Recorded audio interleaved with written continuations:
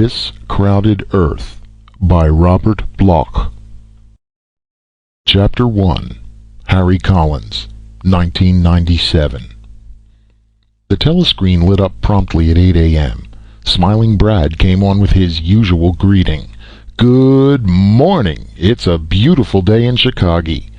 Harry Collins rolled over and twitched off the receiver. "This I doubt," he muttered. He sat up and reached into the closet for his clothing. Visitors, particularly feminine ones, were always exclaiming over the advantages of Harry's apartment. "So convenient," they would say. "Everything's handy, right within reach, and think of all the extra steps you save." Of course, most of them were just being polite and trying to cheer Harry up. They knew damned well that he wasn't living in one room through any choice of his own.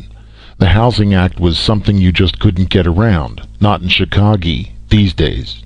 A bachelor was entitled to one room, no more and no less. And even though Harry was making a speedy buck at the agency, he couldn't hope to beat the regulations. There was only one way to beat them, and that was to get married. Marriage would automatically entitle him to 2 rooms, if he could find them someplace. More than a few of his feminine visitors had hinted at just that, but Harry didn't respond. Marriage was no solution the way he figured it. He knew that he couldn't hope to locate a 2-room apartment any closer than 80 miles away. It was bad enough driving 40 miles to and from work every morning and night without doubling the distance. If he did find a bigger place, that would mean a 3-hour trip each way on one of the commu trains, and the commu trains were murder. The Black Hole of Calcutta on wheels. But then, everything was murder, Harry reflected as he stepped from the toilet to the sink, from the sink to the stove, from the stove to the table. Powdered eggs for breakfast. That was murder too. But it was a fast, cheap meal, easy to prepare, and the ingredients didn't waste a lot of storage space. The only trouble was, he hated the way they tasted. Harry wished he had time to eat his breakfasts in a restaurant. He could afford the price, but he could not afford to wait in line more than a half an hour or so. His office schedule at the agency started promptly at 10:30, and he didn't get out until 3:30. It was a long, hard 5-hour day. Sometimes he wished he worked in the New Philly area, where a 4-hour day was the rule. But he supposed that wouldn't mean any real savings in time because he'd have to live further out. What was the population of New Philly now? Something like 63 million, wasn't it? Chicago was much smaller, only 38 million this year. This year. Harry shook his head and took a gulp of the instant tea. Yes, this year the population was 38 million, and the boundaries of the community extended north to what used to be the old Milwaukee and south past Gary. What would it be like next year, and the year following? Lately that question had begun to haunt Harry. He couldn't quite figure out why. After all, it was none of his business, really. He had a good job, security, a nice place just 2 hours from the loop. He even drove his own car. What more could he ask? And why did he have to start the day like this with a blinding headache? Harry finished his instant tea and considered the matter. Yes, it was beginning again, just as it had on almost every morning for the past month. He'd sit down at the table, eat his usual breakfast, and end up with a headache. Why? It wasn't the food. For a while he'd deliberately varied his diet, but that didn't make any difference. And he'd had the usual monthly checkup not more than 10 days ago, only to be assured that there was nothing wrong with him. Still, the headaches persisted. Every morning when he'd sit down and jerk his head to the left, like this, that was it. Jerking his head to the left. It always seemed to trigger the pain, but why? And where had he picked up this habit of jerking his head to the left? Harry didn't know. He glanced at his watch. It was almost 9 now. High time that he got started. He reached over to the intra-department video and dialed the garage downstairs. "Bill," he said, "can you bring my car around to number 3? The tiny face in the handscreen grinned sheepishly. "Mr. Collins, ain't it? Gee, I'm sorry, Mr. Collins. Night crew took on a new man. He must have futzed around with the lists, and I can't find your number." Harry sighed. "It's 1873-5, he said. "Light blue Pax, 2-seater. Do you want the license number too?" No, just your parking number. I'll recognize it when I see it. But God only knows what level it's on. That nightman really... Never mind, Harry interrupted. How soon? 20 minutes or so. Maybe half an hour. Half an hour? I'll be late. Hurry it up. Harry clicked the video and shook his head. Half an hour? Well, you had to expect these things if you wanted to be independent and do your own driving today. If he wanted to work his priority through the office, he could get his application honored on the IC line within a month, but the IC was just another commu train and he couldn't take it. Standing and swaying for almost 2 hours, fighting the crowds, battling his way in and out of the sidewalk escalators. Besides, there was always the danger of being crushed. He'd seen an old man trampled to death on a Michigan Boulevard escalator feeder, and he'd never forgotten it. Being afraid was only a partial reason for his reluctance to change. The worst thing for Harry was the thought of all those people. The forced bodily contact, the awareness of smothered breathing, odors, and the crushing confinement of flesh against flesh. It was bad enough in the lines or on the streets. The commu train was just too much. Yet, as a small boy, Harry could remember the day when he loved such trips. Sitting there looking out of the window as the scenery whirled past. That was always a thrill when you were a kid. How long ago had that been? More than 20 years, wasn't it? Now there weren't any seats and no windows. Which was just as well, probably, because the scenery didn't whirl past anymore either. Instead, there was a stop at every station on the line and a constant battle as people jockeyed for position to reach the exit doors in time. No, the car was better. Harry reached for a container in the cabinet and poured out a couple of aspiristamines. That ought to help the headache, at least until he got to the office. Then he could start with the daily quota of yellow jackets. Meanwhile, getting out on the street might help him too. A shame there wasn't a window in this apartment, but then what good would it do, really? All he could see through it would be the next apartment. He shrugged and picked up his coat. 9:30. Time to go downstairs. Maybe the car would be located sooner than Bill had promised. After all, he had 9 assistants, and not everybody went to work on this first daylight shift. Harry walked down the hall and punched the elevator button. He looked at the indicator, watched the red band move towards the numeral of this floor, then sweep past it. Full up, he muttered. Oh well. He reached out and touched both sides of the corridor. That was another thing he disliked, these narrow corridors. 2 people could scarcely squeeze past one another without touching. Of course, it did save space to build apartments this way, and space was at a premium, but Harry couldn't get used to it. Now he remembered some of the old buildings that were still around when he was a little boy. The headache seemed to be getting worse instead of better. Harry looked at the indicator above the other elevator entrance. The red band was crawling upward, passing him to stop on 48. That was the top floor. Now it was moving down, down, stopping on 47, 46, 45, 44, 43, and here it was. Stand back, please, said the tape. Harry did his best to oblige, but there wasn't much room. A good 24 of his upstairs neighbors jammed into the compartment. Harry thought he recognized 1 or 2 of the men, but he couldn't be sure. There were so many people and so many faces. After a while it got so they all seemed to look alike. Yes, and breathed alike, and felt alike when you were squeezed up against them. And you were always being squeezed up against them, wherever you went. And you could smell them, and hear them wheeze and cough, and you went falling down with them into a bottomless pit where your head began to throb, and it was hard to move away from all the heat and pressure. It was hard enough just to keep from screaming. Then the door opened and Harry was catapulted out into the lobby. The mob behind him pushed and clawed because they were in a hurry. They were always in a hurry these days, and if you got in their way, they'd trample you down like that old man had been trampled down. There was no room for one man in a crowd anymore. Harry blinked and shook his head. He gripped the edge of the wall and clung there in an effort to avoid being swept out of the lobby completely. His hands were sticky with perspiration. They slipped off as he slowly inched his way back through the crush of the mob. "Wait for me," he called. "Wait for me, I'm going down."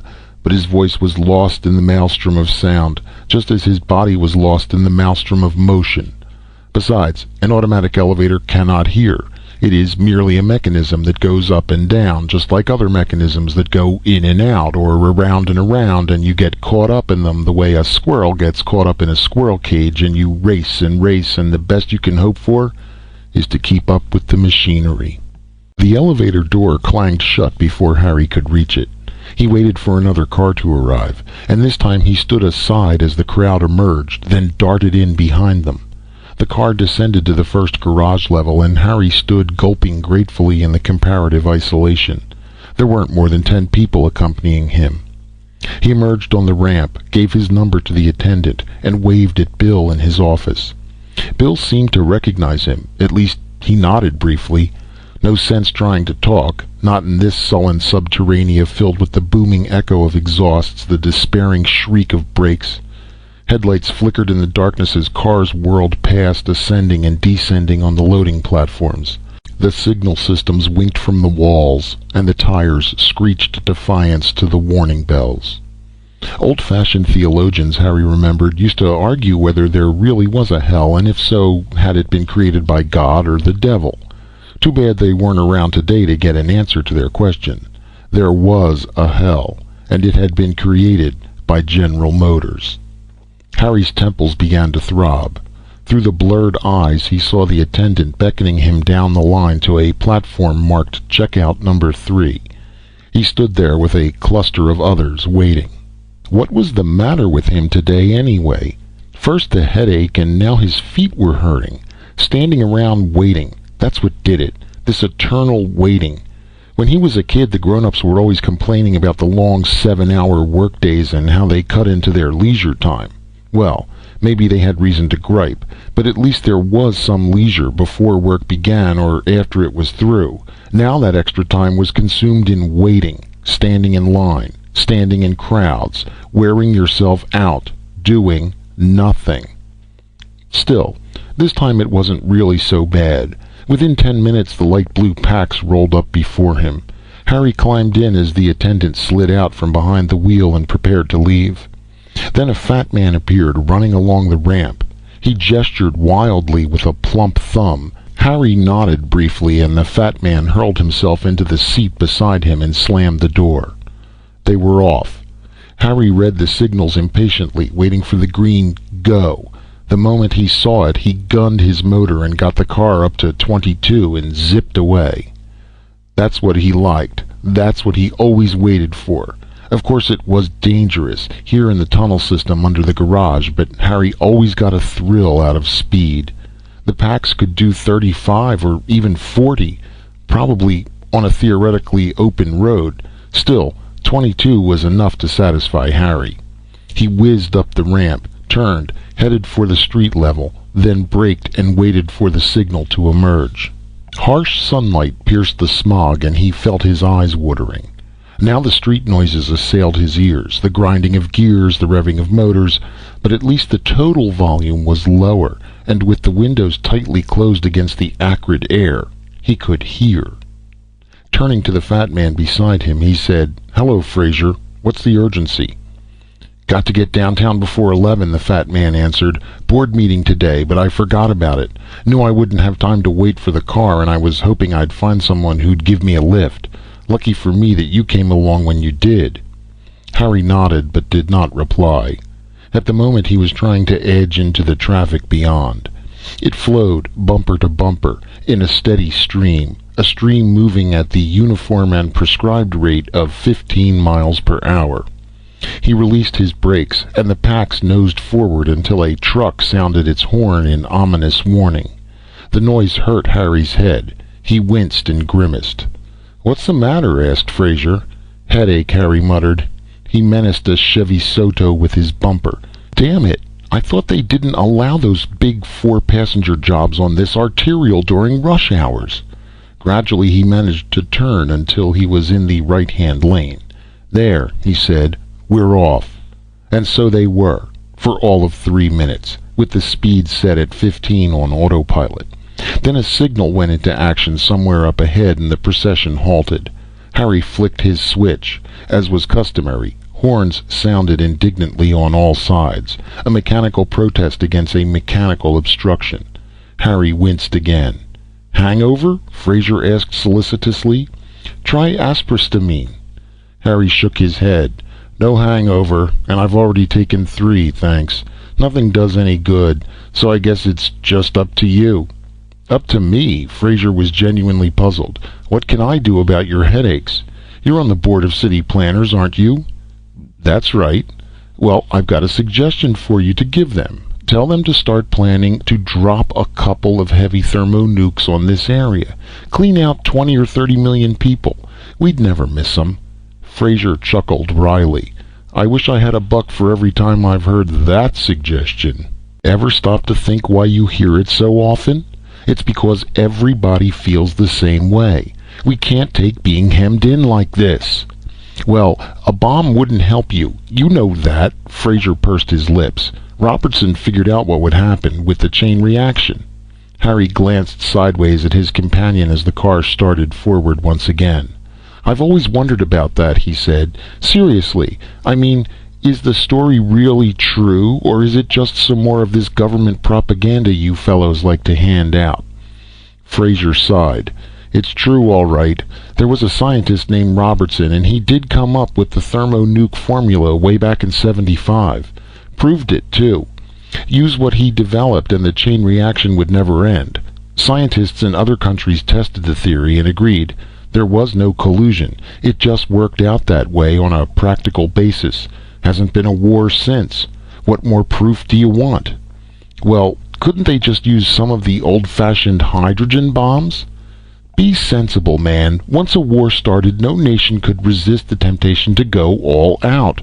Fortunately, everyone realizes that, so we have peace. Permanent peace.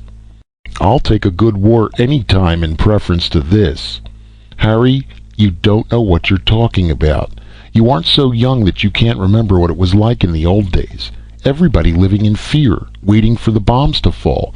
People dying of disease and worrying about dying from radiation and fallout. All the international rivalries, the power politics, the eternal pressures and constant crises. Nobody in his right mind would want to go back to that. We've come a mighty long way in the last 20 years or so. Harry switched to autopilot and sat back. Maybe that's the trouble, he said. Maybe we've come too far too fast. I wasn't kidding about dropping those thermonukes either. Something has to be done. We can't go on like this indefinitely. Why doesn't the board come up with an answer? Fraser shrugged his heavy shoulders. You think we haven't tried, aren't trying now? We're aware of the situation as well as you are, and then some. But there's no easy solution. The population just keeps growing, that's all. No war to cut it down. Contagious diseases at a minimum, average life expectancy up to 90 years or better. Naturally, this results in a problem. But a bomb won't help bring about any permanent solution. Besides, this isn't a local matter, or even a national one. It's global. What do you think those summit meetings are all about? What about birth control? Harry asked. And why don't they really get behind an emigration movement? We can't limit procreation by law, you know that.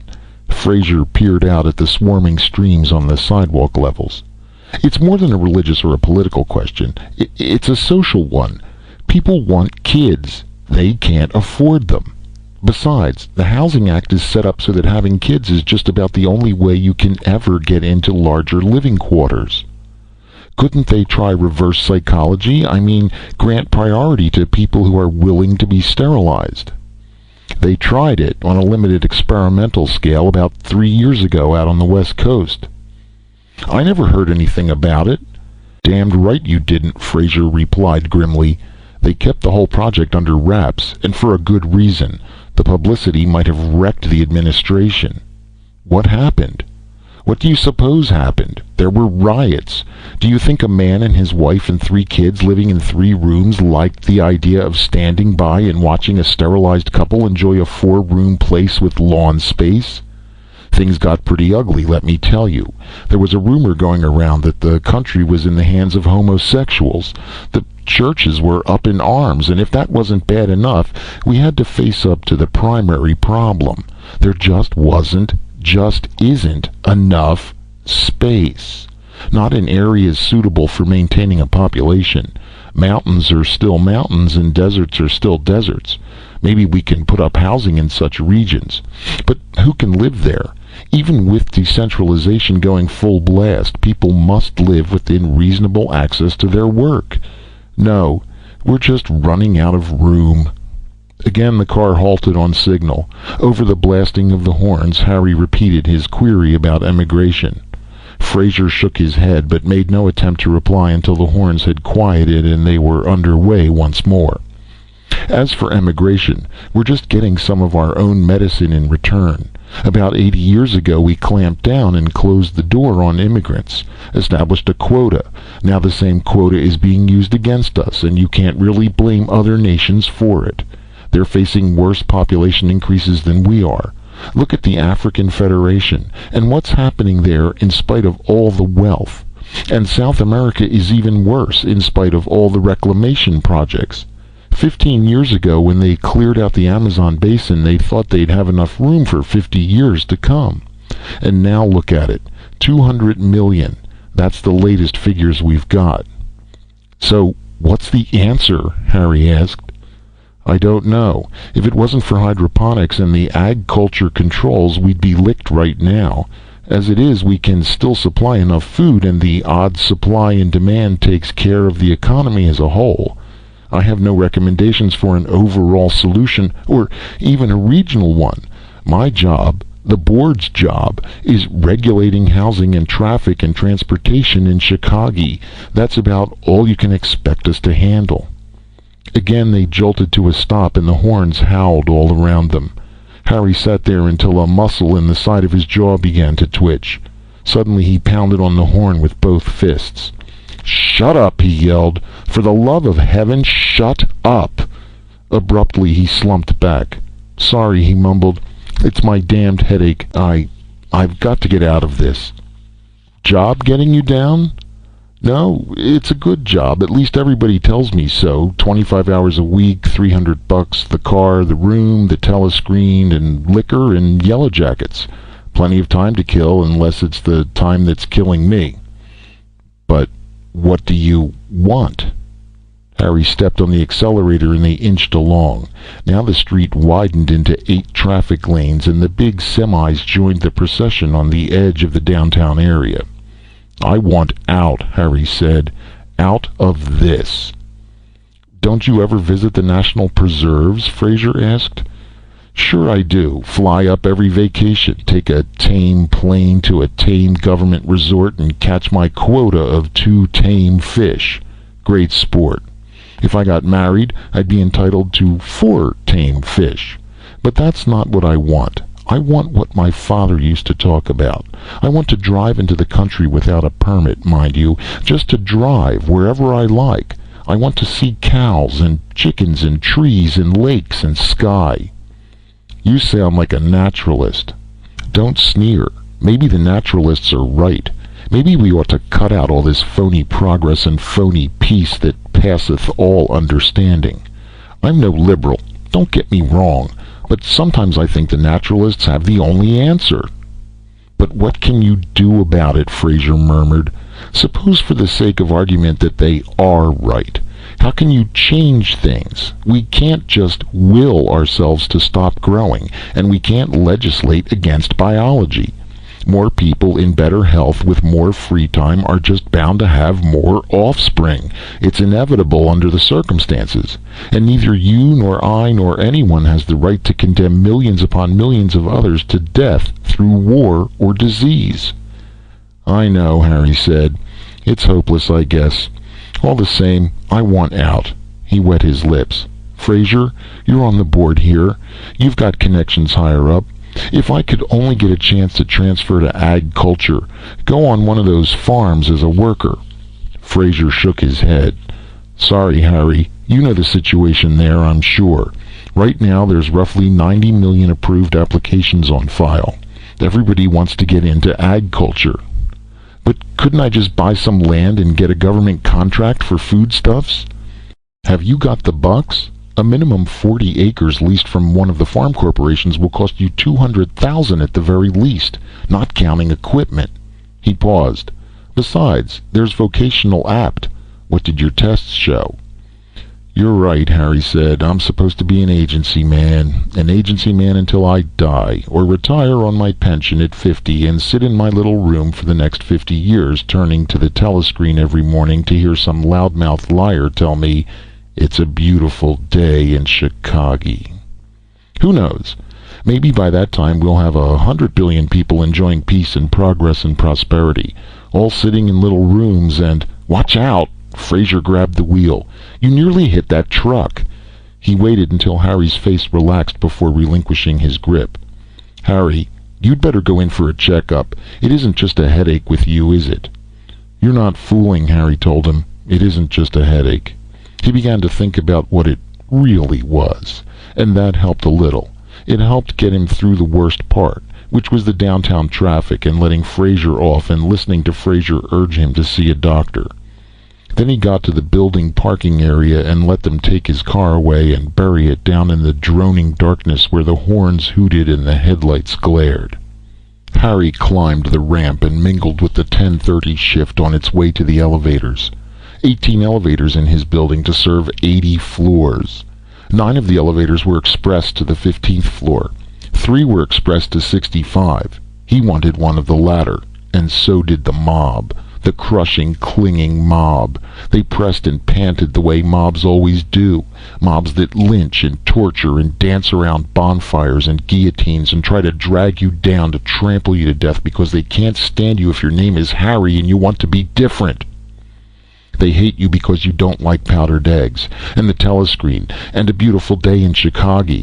And they stare at you because your forehead hurts and the muscle in your jaw twitches, and they know you want to scream as you go up, up, up, and try to think why you get a headache from jerking your head to the left. Then Harry was at the office door, and they said good morning when he came in. All 80 of the typists in their outer office working their electronic machines and offering him their electronic smiles, including the girl he had made electronic love to last Saturday night, and who wanted him to move into a 2-room marriage and have children, lots of children, who could enjoy peace and progress and prosperity. Harry snapped out of it, going down the corridor. Only a few steps more and he'd be safe in his office, his own private office, almost as big as his apartment, and there would be liquor and the yellow jackets in the drawer. That would help. Then he could get to work. What was today's assignment? He tried to remember. It was Wilmer Kibbe, wasn't it? Telescreen ads for Wilmer Kibbe, makers of window glass. Window glass. He opened his office door and then slammed it shut behind him. For a minute everything blurred, and then he could remember. Now he knew what caused him to jerk his head, and what gave him the headaches when he did so. Of course, that was it. When he sat down at the table for breakfast in the morning, he turned his head to the left, because he'd always done so, ever since he was a little boy in what was then Wheaton, sitting at the breakfast table and looking out of the window, looking at summer sunshine, spring rain, autumn haze, the white wonder of new fallen snow. He'd never broken himself of the habit. He still looked to the left every morning, just as he had today, but there was no window anymore. There was only a blank wall, and beyond it, the smog and the clamor of the crowds.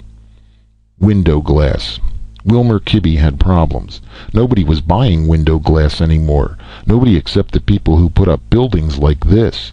There were still windows on the top floors, just like the window here in his office. Harry stepped over to it, moving very slowly because of his head.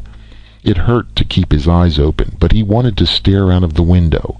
Up this high you could see above the smog, you could see the sun like a radiant jewel packed in the cotton cumulus of clouds. If you opened the window you could feel fresh air against your forehead. You could breathe it in and breathe out the headache. But you didn't dare look down. Oh no, never look down. Because then you see the buildings all around you. The buildings below, black and sooty, their jagged outlines like the stumps of rotten teeth. And they stretched off in all directions as far as the eye could attain. row after row of rotten teeth grinning up from the smog-choked throat of the streets. From the maw of the city far below came this faint but endless howling, this screaming of traffic and toil. And you couldn't help it. You breathed that in too, along with the fresh air, and it poisoned you, and it did more than make your head ache. It made your heart ache, and it made your soul sick, and it made you close your eyes and your lungs and your brain against it. Harry reeled, but he knew this was the only way. Close your brain against it, and then, when you opened your eyes again, maybe you could see the way things used to be. It was snowing out, and it was a wet snow, the very best kind for snowballs and making snowmen, and the whole gang would come out after school. But there was no school. This was Saturday, and the leaves were russet and gold and red so that it looked as if all the trees in the world were on fire, and you could scuff them when you walked and pile up fallen leaves from the grass and roll in them. And it was swell to roll down the front lawn in summer. Just roll right down to the edge of the sidewalk like it was a big hill and let Daddy catch you at the bottom laughing. Mama laughed too, and she said, "Look, it's springtime. The lilacs are out. Do you want to touch the pretty lilacs, Harry?" And Harry didn't quite understand what she was saying, but he reached out, and they were purple and smelled of rain and soft sweetness, and they were just beyond the window. If he reached a little further, he could touch them. And then the snow and the leaves and the grass and the lilacs disappeared, and Harry could see the rotten teeth again, leering and looming and snapping at him. They were going to bite, they were going to chew, they were going to devour, and he could not stop them, couldn't stop himself. He was falling into the howling jaws of the city. His last conscious effort was a desperate attempt to gulp fresh air into his lungs before he pinwheeled down. Fresh air was good for headaches. Chapter 2. Harry Collins, 1998. It took them 10 seconds to save Harry from falling, but it took him over 10 weeks to regain his balance. In fact, over 2 months had passed before he could fully realize just what had happened, or where he was now. They must have noticed something was wrong with him that morning at the office, because 2 supervisors and an exec rushed in and caught him just as he was going out the window. And then they had sent him away. Sent him here. "This is fine," he told Dr. Manshoff. "If I'd known how well they treated you, I'd have gone couch happy years ago." Dr. Manshoff's plump face was impassive, but the little laugh lines deepened around the edges of his eyes. "Maybe that's why we take such care not to publicize our recent advances in mental therapy," he said. "Everybody would want to get into a treatment center, and then where would we be?" Harry nodded, staring past the doctor's shoulder, staring out of the wide window at the broad expanse of rolling countryside beyond. "I still don't understand, though," he murmured. "How can you possibly manage to maintain an institution like this, with all the space and the luxuries? The inmates seem to lead better lives than the adjusted individuals outside. It's topsy-turvy." "Perhaps." Dr. Manshoff's fingers formed a pudgy steeple. "But then, so many things seem to be topsy-turvy nowadays, don't they? Wasn't it the realization of this fact which precipitated your own recent difficulties?" "Almost precipitated me bodily out of that window," Harry admitted cheerfully. "And that's another thing. I was sent here, I suppose, because I'd attempted suicide, gone into shock, temporary amnesia, something like that." "Something like that," the doctor echoed, contemplating his steeple. "But you didn't give me any treatment," Harry continued. "Oh, I was kept under sedation for a while, I realize that, and you and some of the other staff members talked to me, but mainly I just rested in a nice big room and ate nice big meals." "So?" The steeple's fleshy spire collapsed. "So what I want to know is, when does the real treatment start? When do I go into analysis or chemotherapy and all that?" Dr. Manshoff shrugged. "Do you think you need those things right now?" Harry gazed out at the sunlight beyond the window, half squinting and half frowning. "No, come to think of it, I don't believe I do. I feel better now than I have in years." His companion leaned back. "Meaning that for years you felt all wrong because you were constricted, physically, psychically, and emotionally. You were cramped, squeezed in a vice until the pressure became intolerable. But now that pressure has been removed. As a result, you no longer suffer, and there is no need to seek escape in death or denial of identity. This radical change of attitude has been brought about here in just a little more than 2 months' time, and yet you're asking me when the real treatment begins. I guess I've already had the real treatment then, haven't I? That is correct. Prolonged analysis or drastic therapy is unnecessary. We've merely given you what you seemed to need. I'm very grateful, Harry said, but how can you afford to do it? Dr. Manshoff built another temple to an unknown god. He inspected the architecture critically now as he spoke. Because your problem is a rarity, he said. Rarity? I'd have thought millions of people would be breaking down every month. The naturalists say... The doctor nodded wearily. I know what they say, but let's dismiss rumors and consider facts. Have you ever read any official report stating that the number of cases of mental illness ran into the millions? No, I haven't. For that matter, do you happen to know of anyone who was ever sent to a treatment center such as this? Well, of course, everybody goes in to see the medics for regular checkups, and this includes an interview with a psych. But if they're in bad shape, he just puts them on extra tranquilizers. I guess sometimes he reviews their vocational apt tests and shifts them over into different jobs in other areas. Dr. Manshoff bowed his head in reverence above the steeple, as if satisfied with the labors he had wrought. That is roughly correct, and I believe if you search your memory, you won't recall even a mention of a treatment center. This sort of place is virtually extinct nowadays. There are still some institutions for those suffering from functional mental disorders, paresis, senile dementia, congenital abnormalities, but regular checkups and preventative therapy take care of the great majority. We've ceased concentrating on the result of mental illness and learned to attack the causes. It's the old yellow fever problem all over again, you see. Once upon a time, physicians dealt exclusively with treatment of yellow fever patients. Then they shifted their attention to the source of the disease. They went after the mosquitoes, drained the swamps, and the yellow fever problem vanished. That's been our approach in recent years. We've developed social therapy, and so the need for individual therapy has diminished. What were the sources of the tensions producing mental disturbances? Physical and financial security, the threat of war, the aggressive patterns of a competitive society, the unresolved Oedipus situation rooted in the old-style family relationship. These were the swamps where the mosquitoes buzzed and bit. Most of the swamps have been dredged, most of the insects exterminated. Today we're moving into a social situation where nobody goes hungry, nobody is jobless or unprovided for, nobody needs to struggle for status. Vocational apt determines a man's rightful place and function in society, and there's no longer the artificial distinction imposed by race, color, or creed. War is a thing of the past. Best of all, the old-fashioned home life, with all of its unhealthy emotional ties, is being replaced by sensible conditioning when a child reaches school age. The umbilical cord is no longer a permanent leash, a strangler's noose, or a silver-plated lifeline stretching back to the womb. Harry Collins nodded. I suppose only the exceptional cases ever need to go to a treatment center like this. Exactly. But what makes me one of the exceptions? Is it because of the way the folks brought me up in a small town with all the old-fashioned books and everything? Is that why I hated confinement and conformity so much? Is it because of all the years I spent reading? And why? Dr. Manshoff stood up. You tempt me, he said. You tempt me strongly, as you can see. I dearly love a lecture and a captive audience. But right now, the audience must not remain captive. I prescribe an immediate dose of freedom. You mean I'm to leave here?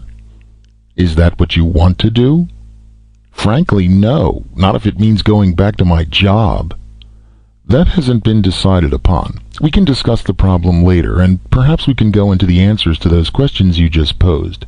But at the moment, I'd suggest you stay with us, though without the restraint of remaining in your room or in the wards. In other words, I want you to start going outside again.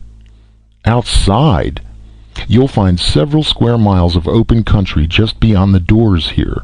You're at liberty to wander around and enjoy yourself. Plenty of fresh air and sunshine. Come and go as you wish. I've already issued instructions which permit you to keep your own hours. Meals will be available when you desire them." "You're very kind." "Nonsense. I'm prescribing what you need, and when the time comes, we'll arrange to talk again. You know where to find me." Dr. Manshoff dismantled his steeple and placed a half of the roof in each trouser pocket. And Harry Collins went outdoors. It was wonderful just to be free and alone, like returning to that faraway childhood in Wheaton once again. Harry appreciated every minute of it during the first week of his wandering. But Harry wasn't a child anymore, and after a week he began to wonder instead of wander. The grounds around the treatment center were more than spacious. They seemed absolutely endless. No matter how far he walked during the course of a day, Harry never encountered any walls, fences, or artificial boundaries. There was nothing to stay his progress but the natural barriers of high, steeply slanting precipices which seemed to rim all sides of a vast valley. Apparently the center itself was set in the middle of a large canyon, a canyon big enough to contain an airstrip for helicopter landings. The single paved road leading from the main buildings terminated at the strip, and Harry saw helicopters arrive and depart from time to time. Apparently they brought in food and supplies. As for the center itself, it consisted of 4 large structures, 2 of which Harry was familiar with. The largest was made up of apartments for individual patients and staffed by nurses and attendants.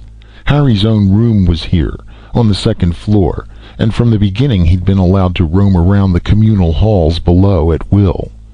The 2nd building was obviously administrative. Dr. Manshoff's private office was situated therein, and presumably the other staff members operated out of here.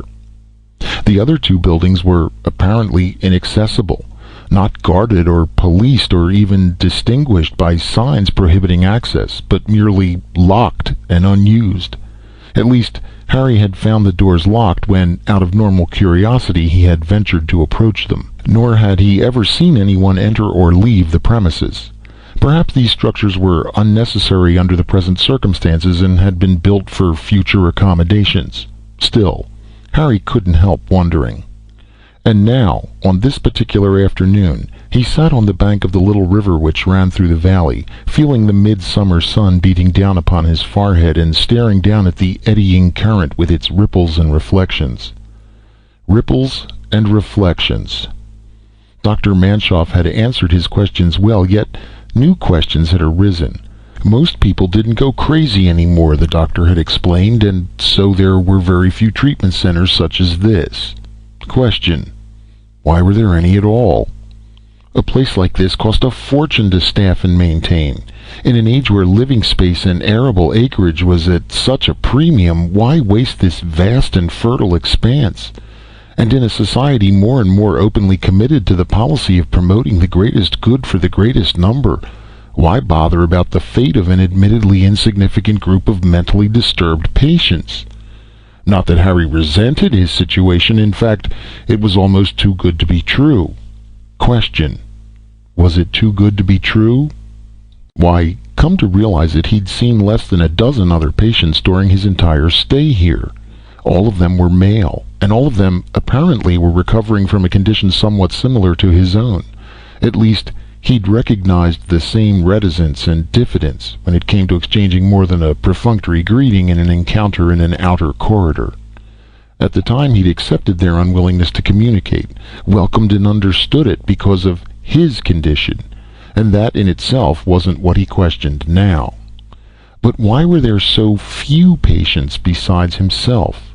Why were they all males, and why weren't they roaming the countryside now the way he was? So many staff members and so few patients, so much room and luxury and freedom and so little use of it, so little apparent purpose to it all. Question: was there a hidden purpose? Harry stared down into the ripples and reflections, and the sun was suddenly intolerably hot, its glare on the water suddenly blinding and bewildering. He saw his face mirrored on the water's surface, and it was not the familiar countenance he knew. The features were bloated, distorted, shimmering, and wavering. Maybe it was starting all over again. Maybe he was getting another one of those headaches. Maybe he was going to lose control again. Yes, and maybe he was just imagining things. Sitting here in all this heat wasn't a good idea. Why not take a swim? That seemed reasonable enough. In fact, it seemed like a delightful distraction. Harry rose and stripped. He entered the water awkwardly. One didn't dive, not after 20 years of abstinence from the outdoor life. But he found that he could swim after a fashion. The water was cooling, soothing. A few minutes of immersion and Harry found himself forgetting his speculations. The uneasy feeling had vanished. Now when he stared down into the water he saw his own face reflected, looking just the way it should. And when he stared up he saw her standing there on the bank. She was tall, slim, and blonde. Very tall, very slim, and very blonde. She was also very desirable. Up until a moment ago, Harry had considered swimming a delightful distraction, but now... "How's the water?" she called. "Fine." She nodded, smiling down at him. "Aren't you coming in?" he asked. "No." "Then what are you doing here?" "I was looking for you, Harry." "You know my name?" She nodded again. "Dr. Manshoff told me." "You mean he sent you here to find me?" "That's right." "But I don't understand. If you're not going swimming, then why... I mean..." Her smile broadened. "It's just part of the therapy, Harry." "Part of the therapy?" "That's right, part," she giggled. "Don't you think you'd like to come out of the water now and see what the rest of it might be?" Harry thought so. With mounting enthusiasm he eagerly embraced his treatment and entered into a state of active cooperation. It was some time before he ventured to comment on the situation. "Manshoff is a damned good diagnostician," he murmured. Then he sat up. "Are you a patient here?" She shook her head. "Don't ask questions, Harry. Can't you be satisfied with things as they are?" "You're just what the doctor ordered, all right." He gazed down at her. "But don't you even have a name?" "You can call me Sue." "Thank you." He bent to kiss her, but she avoided him and rose to her feet. "Got to go now." "So soon?" She nodded and moved towards the bushes above the bank. "But when will I see you again?" "Coming swimming tomorrow?" "Yes." "Maybe I can get away for more occupational therapy then." She stooped behind the bushes and Harry saw a flash of white. "You are a nurse, aren't you?" he muttered. "On the staff, I suppose. I should have known." "All right, so I am. What's that got to do with it? And I suppose you were telling the truth when you said Manshoff sent you here. This is just part of my therapy, isn't it?" She nodded briefly as she slipped into her uniform. "Does that bother you, Harry?" He bit his lip. When he spoke, his voice was low. "Yes, damn it. It does. I mean, I got the idea, at least I was hoping, that this wasn't just a matter of carrying out an assignment on your part." She looked up at him gravely. "Who said anything about an assignment, darling?" she murmured. "I volunteered." And then she was gone. Then she was gone, and then she came back that night in Harry's dreams, and then she was at the river the next day, and it was better than the dreams, better than the day before. Sue told him she had been watching him for weeks now. She had gone to Manshoff and suggested it, and she was very glad, and they had to meet here, out in the open, so as not to complicate the situation or disturb any of the other patients. So Harry naturally asked her about the other patients and the whole general setup, and she said Dr. Manshoff would answer all those questions in due time. But right now, with only an hour or so to spare, was he going to spend it all asking for information? Matters were accordingly adjusted to their mutual satisfaction, and it was on that basis that they continued their almost daily meetings for some time. The next few months were perhaps the happiest Harry had ever known. The whole interval took on a dreamlike quality, idealized, romanticized, and yet basically sensual. There is probably such a dream buried deep within the psyche of every man, Harry reflected, but to few is it ever given to realize its reality. His early questioning attitude gave way to a mood of mere acceptance and enjoyment. This was the primitive drama, the very essence of the male-female relationship, Adam and Eve in the garden, Why waste time seeking the tree of knowledge? And it wasn't until summer passed that Harry even thought about the serpent. One afternoon, as he sat waiting for Sue on the riverbank, he heard a sudden movement in the brush behind him. "Darling?" he called eagerly. "Please, you don't know me that well." The deep masculine voice carried overtones of amusement. Flushing, Harry turned to confront the intruder. He was a short, stocky, middle-aged man whose bristling gray crew cut almost matched the neutral shades of his gray orderly's uniform. "Expecting someone else, were you?" the man muttered. "Well, I'll get out of your way." "That's not necessary. I was really just daydreaming, I guess. I don't know what made me think." Harry felt his flush deepen, and he lowered his eyes and his voice as he tried to improvise some excuse. "You're a lousy liar," the man said, stepping forward and seating himself on the bank next to Harry. "But it doesn't really matter. I don't think your girlfriend is going to show up today anyway."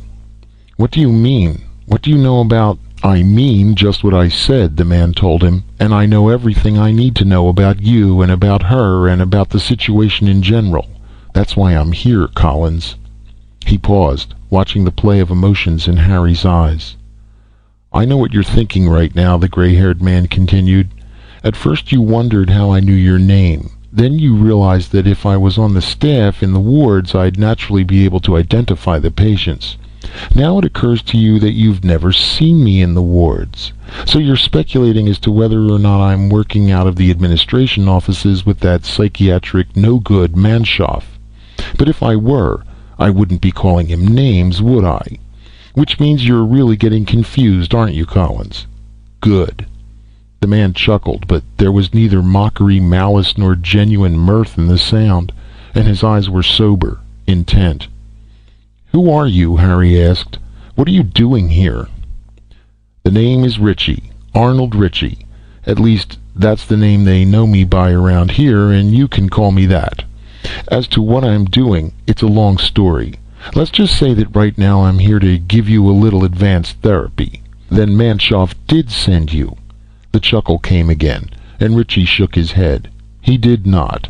And if he even suspected I was here, there'd be hell to pay."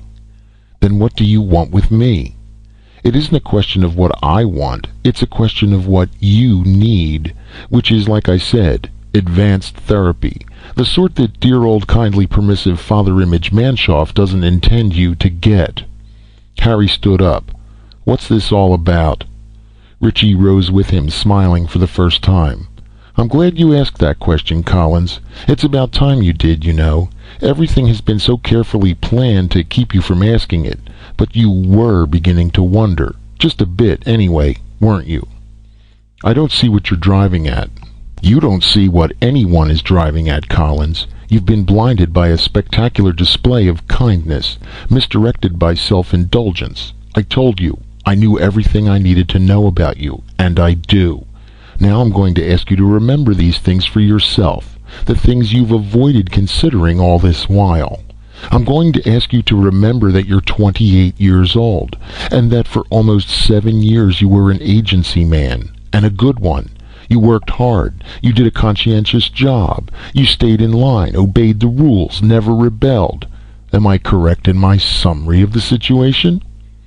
"Yes, I guess so."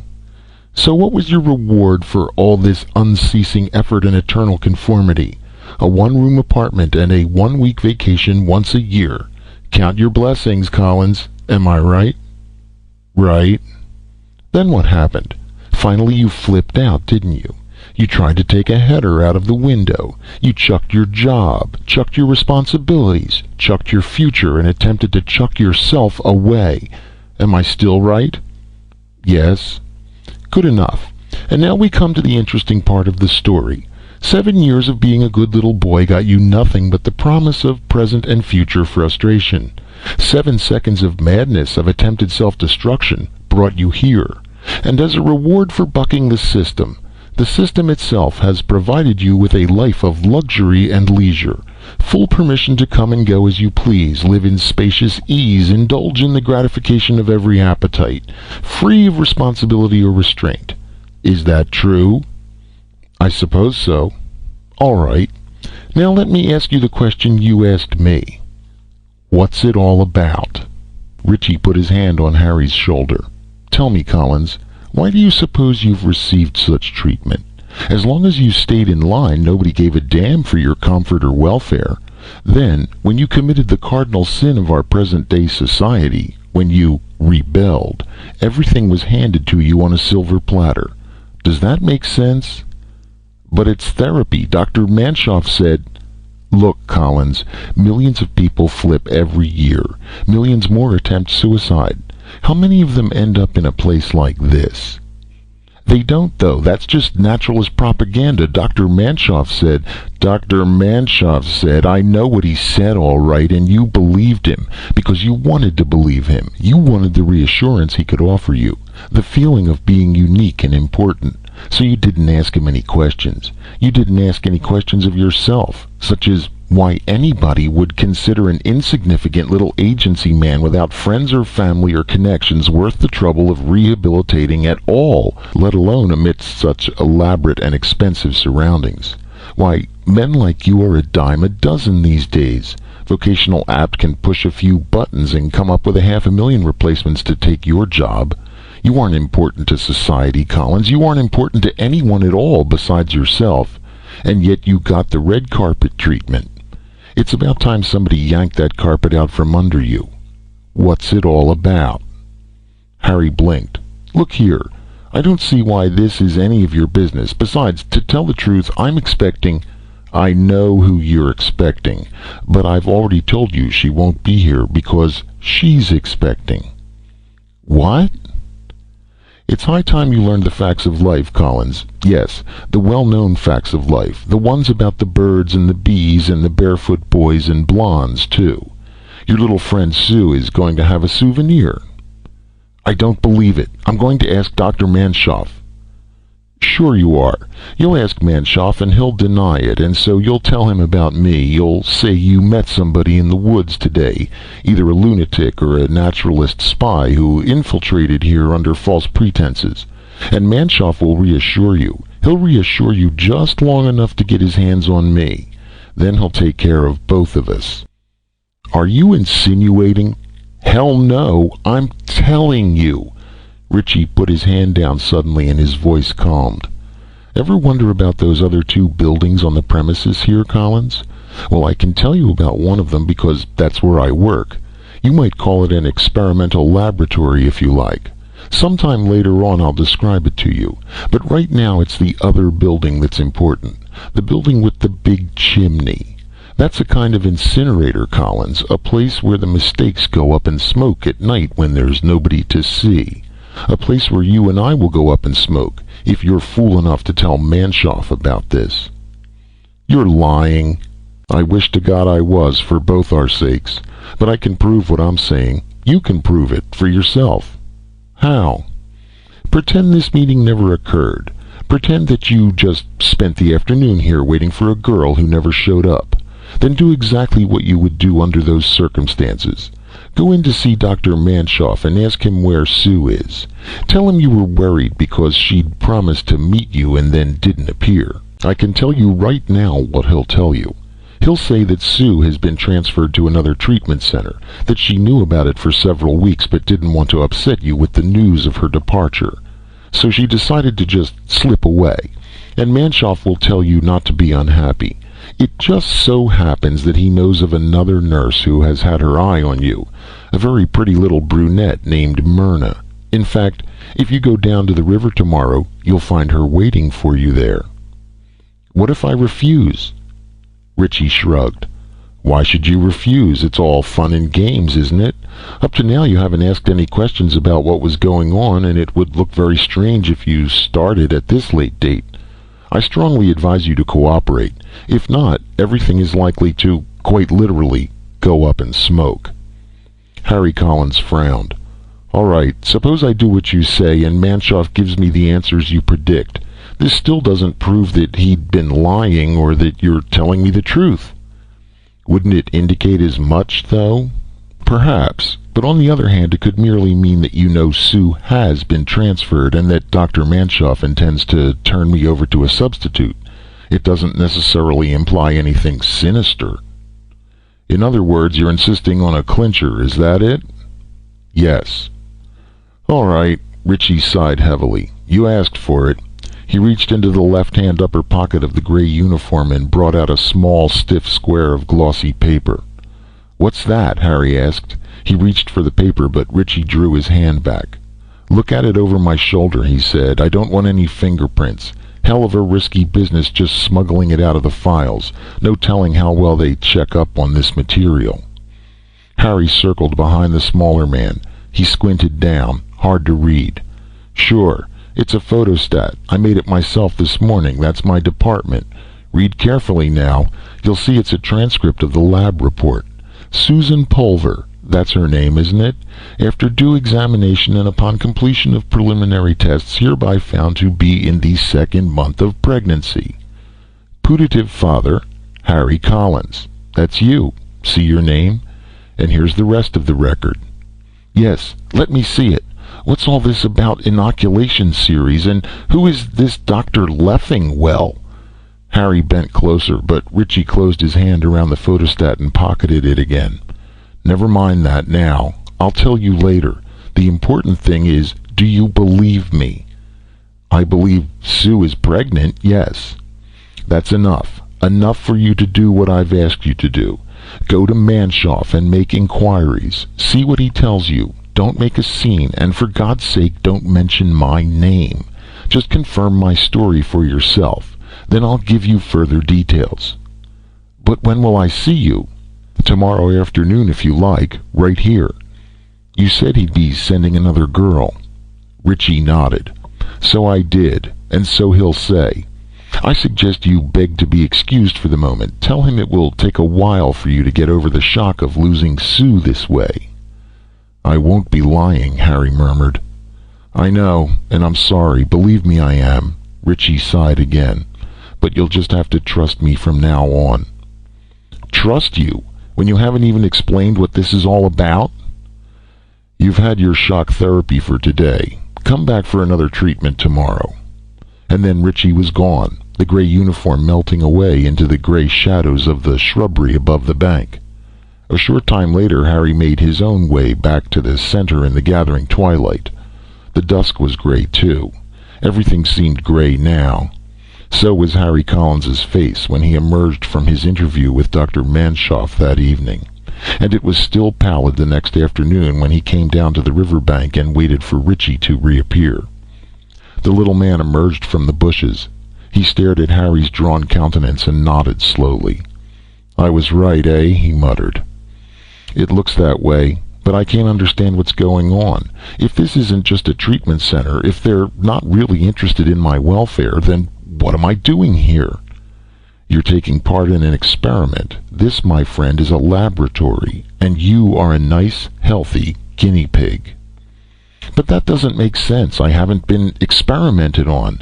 They've let me do as I please. Exactly. And what do guinea pigs excel at? Breeding. You mean this whole thing was rigged up just so that Sue and I would...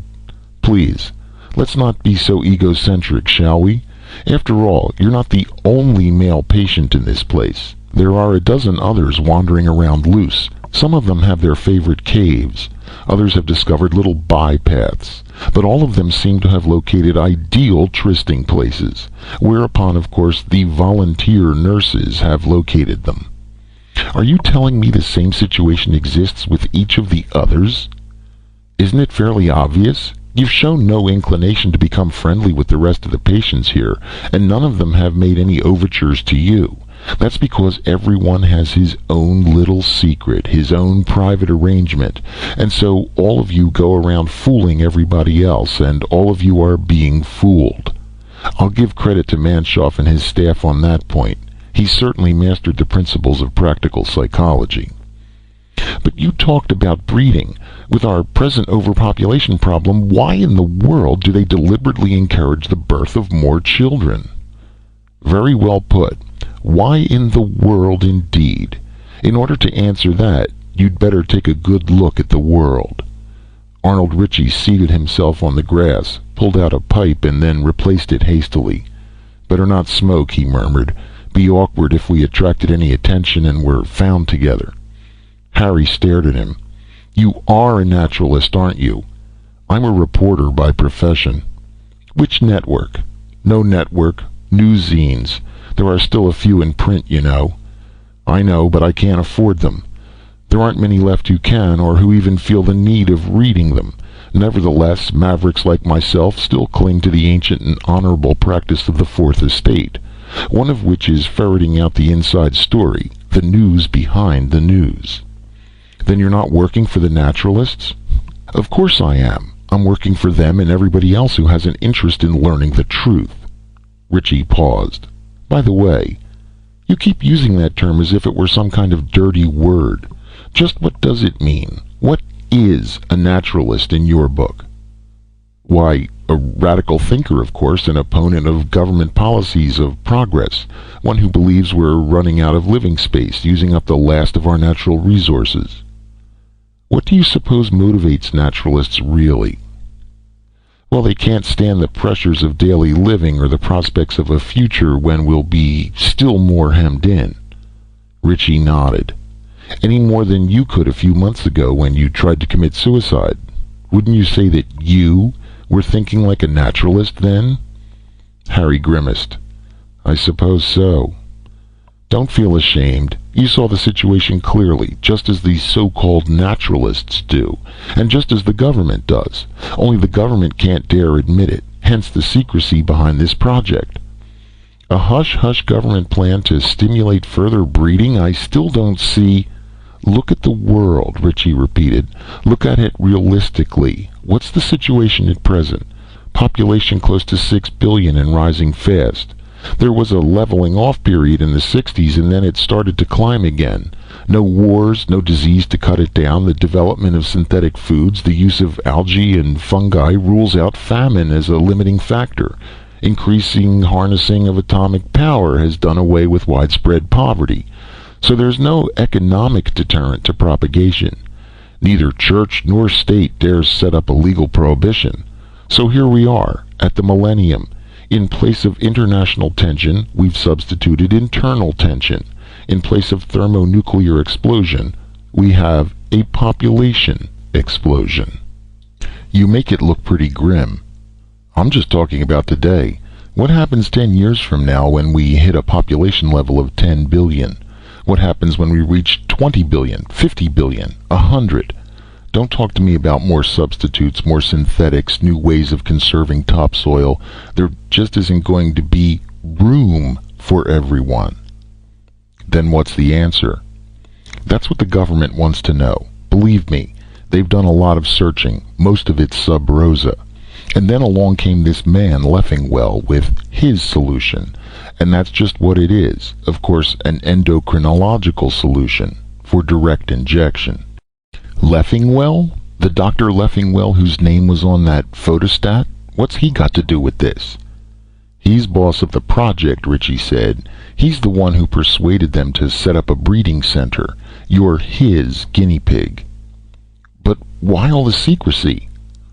"That's what I wanted to know. That's why I scurried around, pulled strings to get a lab technician's job here. It wasn't easy, believe me. The whole deal is being kept strictly under wraps until Leffingwell's experiments prove out. They realized right away that it would be fatal to use volunteers for the experiments. They'd be bound to talk. There'd be leaks. And of course they anticipated some awkward results at first, until the technique is refined and perfected. Well, they were right on that score. I've seen some of their failures." Richie shuddered. "Any volunteer, any military man, government employee, or even a so-called dedicated scientist who broke away would spread enough rumors about what was going on to kill the entire project. That's why they decided to use mental patients for subjects. God knows they had millions to choose from, but they were very particular. You're a rare specimen, Collins." "How so?" "Because you happen to fit all their specifications. You're young, in good physical condition. Unlike 90% of the population, you don't even wear contact lenses, do you? And your aberration was temporary, easily removed by removing you from the tension sources which created it. You have no family ties, no close friends to question your absence. That's why you were chosen, one of the 200. 200, but there's only a dozen others here now. A dozen males, yes. You're forgetting the females. Must be about 50 or 60 in the other building. But if you're talking about someone like Sue, she's a nurse. Richie shook his head. That's what she was told to say. Actually, she's a patient too. They're all patients, 12 men and 60 women at the moment. Originally about 30 men and 170 women. What happened to the others? I told you there were some failures. Many of the women died in childbirth. Some of them survived but found out about the results. And the results, up until now, haven't been perfect. A few of the men found out too. Well, they have only one method of dealing with failure here. They dispose of them. I told you about that chimney, didn't I? You mean they killed the offspring? Killed those who found out about them? Richie shrugged. But what are they actually doing? Who is this Leffingwell? What's it all about? I think I can answer those questions for you. Harry wheeled at the sound of a familiar voice. Dr. Manshoff beamed down at him from the top of the riverbank. Don't be alarmed, he said. I wasn't following you with any intent to eavesdrop. I was merely concerned about him.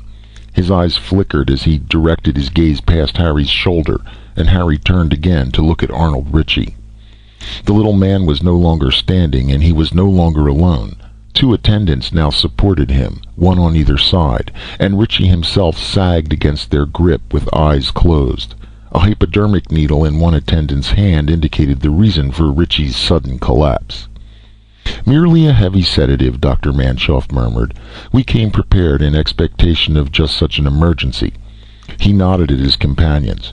Better take him back now, he said. I'll look in on him this evening when he comes out of it. Sorry about all this, Manshoff continued, sitting down next to Harry as the orderlies lifted Ritchie's inert form and carried him up the slanting slope. It's entirely my fault. I misjudged my patient. Never should have permitted him such a degree of freedom. Obviously he's not ready for it yet. I do hope he didn't upset you in any way. No, he seemed quite... Harry hesitated, then went on hastily. Logical. Indeed he is, Dr. Manshoff smiled. Paranoid delusions, as they used to call them, can often be rationalized most convincingly. And from what little I heard, he was doing an excellent job, wasn't he? Well, I know. A slight sigh erased the smile. Leffingwell and I are mad scientists conducting biological experiments on human guinea pigs. We've assembled patients for breeding purposes, and the government is secretly subsidizing us. Also, we incinerate our victims, again, with full government permission. All very logical, isn't it? I didn't mean that, Harry told him. It's just that he said that Sue was pregnant and he was hinting at things. Said? Manshoff stood up. Hinted? I'm surprised he didn't go further than that. Just today we discovered he'd been using the office facilities. He had a sort of probationary position, as you may have guessed, helping out the staff and administration to provide tangible proof of his artistic creations. He was writing out official reports and then photostating them. Apparently he intended to circulate the results as evidence to support his delusions. Look, here's a sample. Dr. Manshoff passed a square of glossy paper to Harry, who scanned it quickly. It was another laboratory report similar to the one Ritchie had shown him, but containing a different set of names. No telling how long this sort of thing has been going on, Manshoff said. He may have made dozens. Naturally, the moment we discovered it, we realized prompt action was necessary. He'll need special attention. But what's wrong with him? It's a long story. He was a reporter at one time. He may have told you that. The death of his wife precipitated a severe trauma and brought him to our attention. Actually, I'm not at liberty to say any more regarding his case. You understand, I'm sure. Then you're telling me that everything he had to say was a product of his imagination? No, don't misunderstand. It would be more correct to state that he merely distorted reality. For example, there is a Dr. Leffingwell on the staff here. He is a diagnostician and has nothing to do with psychotherapy per se. And he has charge of the hospital ward in Unit 3, the third building, you may have noticed, behind administration. That's where the nurses maintain residence, of course. Incidentally, When any nurses take on a special assignment, as it were, such as yours, Leffingwell does examine and treat them. There's a new oral contraception technique he's evolved which may be quite efficacious, but I'd hardly call it an example of sinister experimentation under the circumstances. Would you?" Harry shook his head. "About Richie, though," he said. What will happen to him?" "I can't offer any prognosis in view of my recent error in judgment concerning him. It's hard to say how he'll respond to further treatment, but rest assured that I'll do my best for his case. Chances are you'll be seeing him again before very long." Dr. Manshoff glanced at his watch. "Shall we go back now?" he suggested. "Supper will be served soon." The two men toiled up the bank. Harry discovered that the doctor was right about supper. It was being served as he returned to his room. But the predictions concerning Richie didn't work out quite as well. It was after supper, indeed quite some hours afterward, while Harry sat at his window and stared sleeplessly out into the night, that he noted the thick, greasy spirals of black smoke rising suddenly from the chimneys of the 3rd unit building. And the sight may have prepared him for the failure of Dr. Manshoff's prophecy regarding his disturbed patient. Harry never asked any questions, and no explanations were ever forthcoming. But from that evening onward, nobody ever saw Arnold Ritchie again. Chapter 3. President Winthrop, 1999. The Secretary of State closed the door. "Well?" he asked. President Winthrop looked up from the desk and blinked. "Hello, Art," he said. "Sit down." "Sorry I'm late," the secretary told him. "I came as soon as I got the call." "It doesn't matter." The president lit a cigarette and pursed his lips around it until it stopped wobbling. "I've been checking the reports all night." "You look tired." "I am. I could sleep for a week. That is, I wish I could." "Any luck?" The president pushed the papers aside and drummed the desk for a moment. Then he offered the secretary a gray ghost of a smile. "The answer's still the same." "But this was our last chance." "I know." The president leaned back. "When I think of the time and effort, the money that's been poured into these projects, to say nothing of the hopes we had, and now it's all for nothing." "You can't say that," the secretary answered. "After all, we did reach the moon. We got to Mars." He paused. "No one can take that away from you. You sponsored the Martian flights. You fought for the appropriations, pushed the project, carried it through. You helped mankind realize its greatest dream." "Save that for the newscasts," the president said. "The fact remains we've succeeded, and our success was a failure. Mankind's greatest dream, eh? Read these reports and you'll find out this is mankind's greatest nightmare." "Is it that bad?" "Yes." The president slumped in his chair. "It's that bad. We can reach the moon at will. Now we can send a manned flight to Mars, but it means nothing. We can't support life in either place. There's absolutely no possibility of establishing or maintaining an outpost, let alone a large colony or a permanent human residence. That's what all the reports conclusively demonstrate. Every bit of oxygen, every bit of food and clothing and material would have to be supplied. And investigations prove there's no chance of ever realizing any return. The cost of such an operation is staggeringly prohibitive. Even if there was evidence to show it might be possible to undertake some mining projects, it wouldn't begin to defray expenses once you consider the transportation factor." "But if they improve the rockets, manage to make room for a bigger payload, wouldn't it be cheaper?" "It would still cost roughly $1 billion to equip a flight and maintain a personnel of 20 men for a year," the president told him. "I've checked into that, and even this estimate is based on the most optimistic projection. So you can see there's no use in continuing now. We'll never solve our problems by attempting to colonize the moon or Mars." "But it's the only possible solution left to us." "No, it isn't," the president said. "There's always our friend Leffingwell." The Secretary of State turned away. "You can't officially sponsor a thing like that," he muttered. "It's political suicide." The gray smile returned to the gray lips. "Suicide? What do you know about suicide, Art? I've been reading a few statistics on that, too. How many actual suicides do you think we had in this country last year?" 100,000, 200 maybe." 2 million, the president leaned forward. Add to that over 1 million murders and 6 million crimes of violence. I never knew. Damned right you didn't. We used to have a Federal Bureau of Investigation to help prevent such things. Now the big job is merely to hush them up. We're doing everything in our power just to keep these matters quiet, or else there'd be utter panic.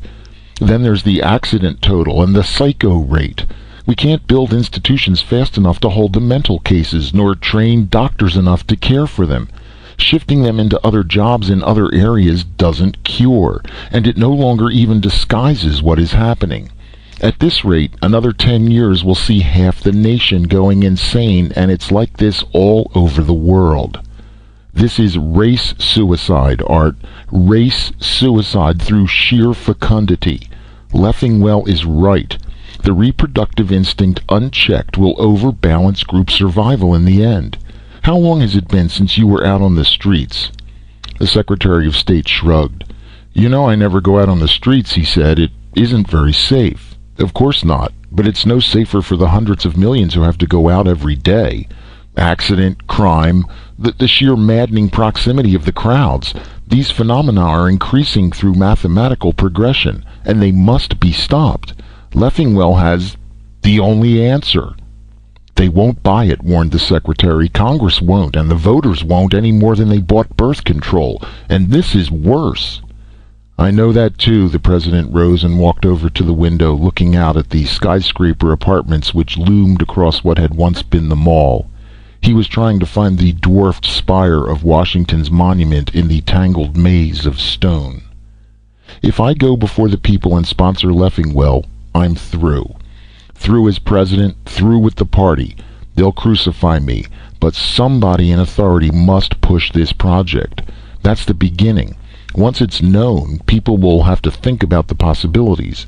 There'll be opposition, then controversy, then debate, and gradually Leffingwell will gain adherence. It may take 5 years, it may take 10. Finally, the change will come. First through volunteers, then by law. I only pray that it happens soon. They'll curse your name, the secretary said. They'll try to kill you. It's going to be hell. Hell for me if I do, yes. Worse hell for the whole world if I don't. But are you quite sure it will work? His method, I mean. You saw the reports on his tests, didn't you? It works all right. We've got more than just abstract data now. We've got films for the telescreenings all set up. Films? You mean you actually show what the results are? Why, just telling the people will be bad enough, and admitting the government sponsored the project under wraps. But when they see, nothing on earth can save you from assassination. Perhaps it doesn't really matter. The president crushed his cigarette in the ashtray. One less mouth to feed, and I'm getting pretty sick of synthetic meals anyway. President Winthrop turned to the secretary, his eyes brightening momentarily. Tell you what, Art, I'm not planning on breaking the proposal to the public until next Monday. Let's say we have a little private dinner party on Saturday evening, just the cabinet members and their wives. Sort of a farewell celebration in a way, but we won't call it that, of course.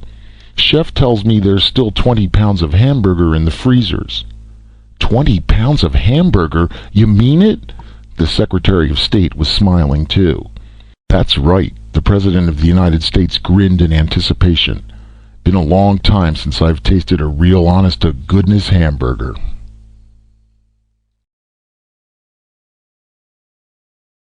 Chapter 4. Harry Collins, 2000. Harry didn't ask any questions. He just kept his mouth shut and waited. Maybe Dr. Manshoff suspected, and maybe he didn't. Anyway, there was no trouble. Harry figured there wouldn't be as long as he stayed in line and went through the proper motions. It was all a matter of pretending to conform, pretending to agree, pretending to believe. So he watched his step, except in his dreams, and then he was always falling into the yawning abyss. He kept his nose clean, but in the dreams he smelled the blood and brimstone of the pit. He managed to retain a cheerful smile at all times, though in the dreams he screamed. Eventually he met Myrna. She was the pretty little brunette whom Richie had mentioned, and she did her best to console him. Only in dreams, when he embraced her, he was embracing a writhing coil of slimy smoke. It may have been that Harry Collins went a little mad, just having to pretend that he was sane. But he learned the way, and he managed. He saved the madness, or was it the reality, for the dreams. Meanwhile, he waited and said nothing. He said nothing when, after 3 months or so, Myrna was suddenly transferred without warning. He said nothing when, once a week or so, he went to visit with Dr. Manshoff. He said nothing when Manshoff volunteered the information that Richie had been transferred to, or suggested that it would be best to stay on for further therapy. And he said nothing when still a third nurse came his way, a woman who was callid, complacent, and nauseatingly nymphomaniac. The important thing was to stay alive, and try to learn. It took him almost an additional year to find out what he wanted to find out. More than 8 months passed before he found a way of sneaking out of his room at night and a way of getting into that third unit through a delivery door which was occasionally left open through negligence. Even then, all he learned was that the female patients did have their living quarters here, along with the members of the staff and, presumably, Dr. Leffingwell. Many of the women were patients rather than nurses as claimed, and a good number of them were in various stages of pregnancy. But this proved nothing. Several times Harry debated the possibilities of taking some of the other men in his unit into his confidence. Then he remembered what had happened to Arnold Ritchie and decided against this course. The risk was too great. He had to continue alone. It wasn't until Harry managed to get into Unit 4 that he got what he wanted, what he didn't want, and learned that reality and dreams were one and the same. There was the night, more than a year after he'd come to the treatment center, when he finally broke into the basement and found the incinerators. And the incinerators led to the operating and delivery chambers. And the delivery chambers led to the laboratory. And the laboratory led to the incubators. And the incubators led to the nightmare. In the nightmare, Harry found himself looking down at the mistakes and the failures, and he recognized them for what they were, and he knew then why the incinerators were kept busy and why the black smoke poured. In the nightmare, he saw the special units containing those which were not mistakes or failures, and in a way they were worse than the others. They were red and wriggling there beneath the glass, and on the glass surfaces hung the charts which gave the data. Then Harry saw the names, and saw his own name repeated twice, once for Sue, once for Myrna, and he realized that he had contributed to the successful outcome or issue of the experiments. Outcome? Issue? These horrors? And that was why Manshoff must have chosen to take the risk of keeping him alive, because he was one of the good guinea pigs, and he spawned living, mewing abominations. He had dreamed of these things, and now he saw that they were real, so that nightmare merged with now, and he gazed down at it with open eyes and screamed at last with open mouth. Then, of course, an attendant came running, although he seemed to be moving ever so slowly, because everything moves so slowly in a dream. And Harry saw him coming and lifted a bell glass and smashed it down over the man's head, slowly, ever so slowly. And then he heard the others coming, and he climbed out of the window and ran. The searchlights winked across the courtyards, and the sirens vomited hysteria from metallic throats, and the night was filled with shadows that pursued. But Harry knew where to run. He ran straight through the nightmare, through all the fantastic but familiar convolutions of sight and sound, and then he came to the river and plunged in. Now the nightmare was not sight or sound, but merely sensation, icy cold and distilled darkness, ripples that ran and raced and roiled and roared. But there had to be a way out of the nightmare, and there had to be a way out of the canyon, and that way was the river. Apparently no one else had thought of the river, Perhaps they had considered it as a possible avenue of escape and then discarded the notion when they realized how it ripped and raged among the rocks as it finally plunged from the canyon's mouth. Obviously, no one could hope to combat that current and survive. But strange things happen in nightmares, and you fight the numbness and the blackness, and you claw and convulse, and you twist and turn and toss, and then you ride the crests of frenzy and plunge into the troughs of panic and despair, and you sweep round and sink down into nothingness until you break through to the freedom which comes only with oblivion. Somewhere beyond the canyon's moiling maw, Harry Collins found that freedom and that oblivion. He escaped from the nightmare, just as he escaped from the river. The river itself roared on without him, and the nightmare continued too. Chapter 5. Minnie Schultz, 2009. When Frank came home, Minnie met him at the door.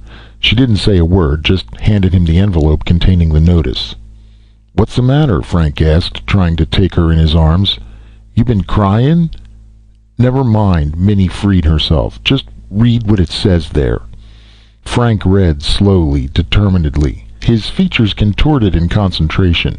Vocational Apt had terminated his schooling at the old grade school level, and while, like all students, he had been taught enough so that he could read the necessary advertising commercials, any printed message of this sort provided a definite challenge. Halfway through the notice, he started to scowl. What kind of monkey business is this? No monkey business. It's the new law. Everybody that gets married in Angelisco takes the shots from now on. Fella from State Hall, he told me when he delivered this. "We'll see about this," Frank muttered. "No damn government's going to tell me how to run my life. It's a free country, ain't so?" Minnie's mouth began to twitch. "They're coming back tomorrow morning," the fella said, "to give me the first shots. Gee, honey, I'm scared, like I don't want 'em." "That settles it," Frank said. "We're getting out of this place fast." "Where'd we go?" "Dunno, someplace, Texas maybe. I was listening to the casts at work today. They don't have this law in Texas, not yet anyway. Come on, start packing." "Packing? But how will we get there?" "Fly. We'll jet right out." "You got priority reservations or something?" "No," the scowl returned to Frank's forehead. "But maybe if I pitch 'em a sob story, tell 'em it's our honeymoon, then we could—" Minnie shook her head. "It won't work, honey. You know that. Takes 6 months to get a priority clearance or whatever they call it. Besides, your job and all. What'll you do in Texas? They've got your number listed here. Why, we couldn't even land. Like, I bet Texas is even more crowded than Angelisco these days, in the cities. And all the rest of it is agriculture project, isn't it?" Frank was leaning against the sink listening. Now he took 3 steps forward and sat down on the bed. He didn't look at her as he spoke. "Well, we gotta do something," he said. "You don't want those shots, and that's for sure. Maybe I can have one of those other things instead, those what-do-you-call-ems." "You mean where they operate you like?" "That's right, a VAS something. Sterilize you. Then we won't have to worry." Minnie took a deep breath. Then she sat down and put her arm around Frank. "But you wanted kids," she murmured. "You told me when we got married you always wanted to have a son." Frank pulled away. "Sure I do," he said. "A son. That's what I want. A real son. Not a freak. Not a damned little monster that has to go to the clinic every month and take injections so it won't grow. And what happens to you if you take your shots now? What if they drive you crazy or something?" Minnie put her arm around Frank and again made him look at her. "That's not true," she told him. "That's just a lot of naturalist talk. I know." "Hell you do." "But I do, honestly. Honest. Like May Stebbins, she took the shots last year when they asked for volunteers, and she's all right. You've seen her baby yourself, remember? It's the sweetest little thing and awfully smart. So maybe it wouldn't be so bad." "I'll ask about being operated tomorrow," Frank said. "Forget it. It don't matter." "Of course it matters." Minnie looked straight at him. Don't you think I know what you've been going through? Sweating it out on that job day after day? Going nuts in the traffic, saving up the ration coupons so we'd have extra food for the honeymoon and all? You didn't have to marry me, you know that. It was just like we could have a place of our own together and kids. Well, we're gonna have 'em, honey. I'll take the shots." Frank shook his head, but said nothing. "It won't be so bad," Minnie went on. "The shots don't hurt at all, and they make it easier carrying the baby. They say you don't even get morning sickness or anything. And just think, when we have a kid, we get a chance for a bigger place. We go right on the housing lists. We can have 2 rooms, a real bedroom maybe." Frank stared at her. "Is that all you can think about?" he asked. "A real bedroom?" "But, honey—" "What about the kid?" he muttered. "How do you suppose it's gonna feel? How'd you like to grow up and not grow up? How'd you like to be a midget 3 feet high in a world where everybody else is bigger? What kind of life you call that? I want my son to have a decent chance." "He will have." Minnie stared back at him, but she wasn't seeing his face. "Don't you understand, honey? This isn't just something happening to us. We're not special. It's happening to everybody all over the country, all over the world. You see it in the castes, haven't you? Most states, they adopted the laws, and in a couple more years it'll be the only way anyone will ever have kids. 10, 20 years from now, the kids will be growing up. Ours won't be different then, because from now on, all the kids will be just like he is, the same size." "I thought you was afraid of the shots," Frank said. Minnie was still staring. "I was, honey, only I don't know. I keep thinking about Grandma." "What's the old lady got to do with it?" "Well, I remember when I was a little girl, like how my grandma always used to tell me about her grandma when she was a little girl. She was saying about how in the old days, before there even was an Angelisco, when her grandma came out here in a covered wagon.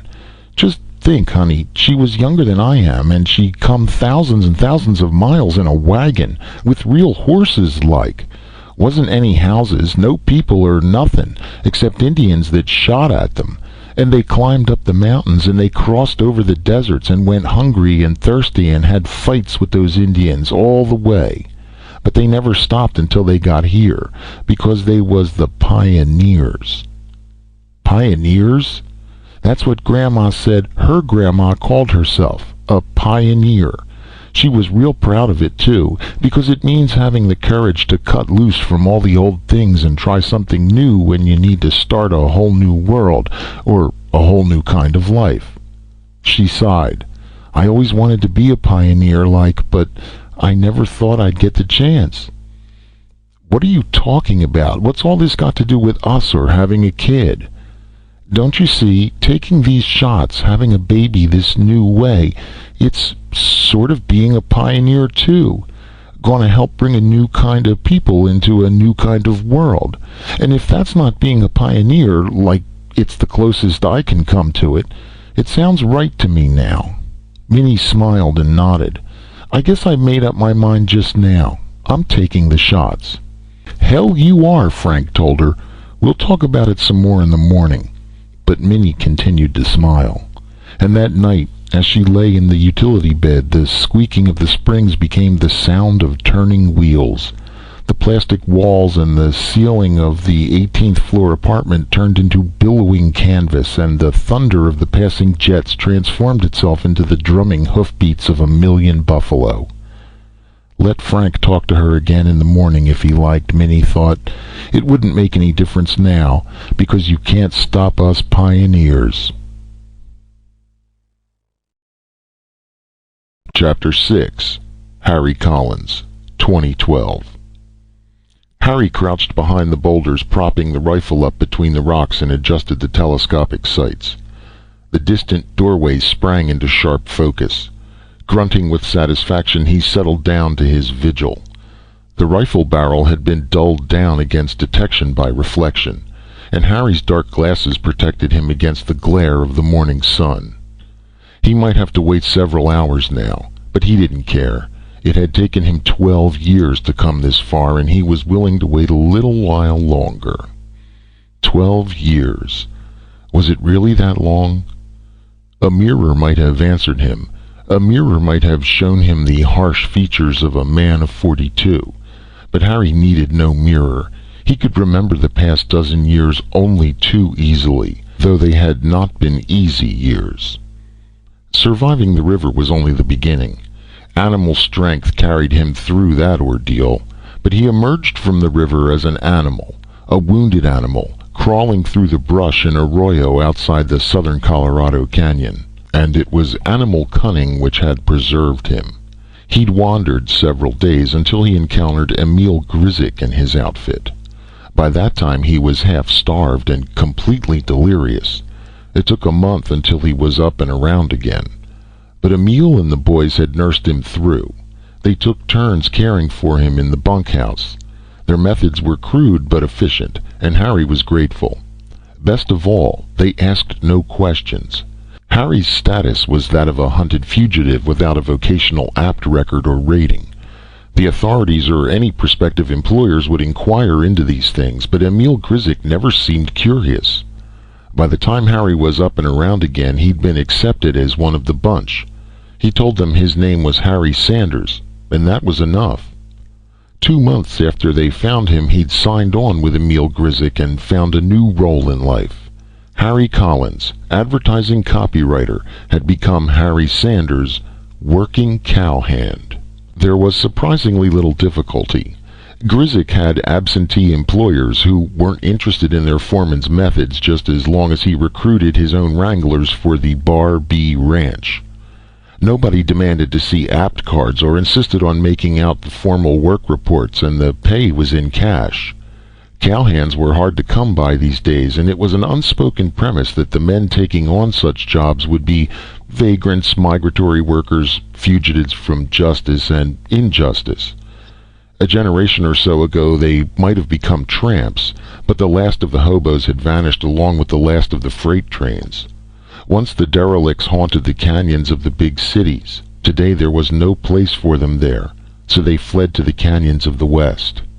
Harry had found himself a new niche, and no questions asked. Oddly enough, he fitted in. The outdoor life agreed with him, and in a matter of months he was a passable cowpoke. Within a year he was one of Grizek's top hands.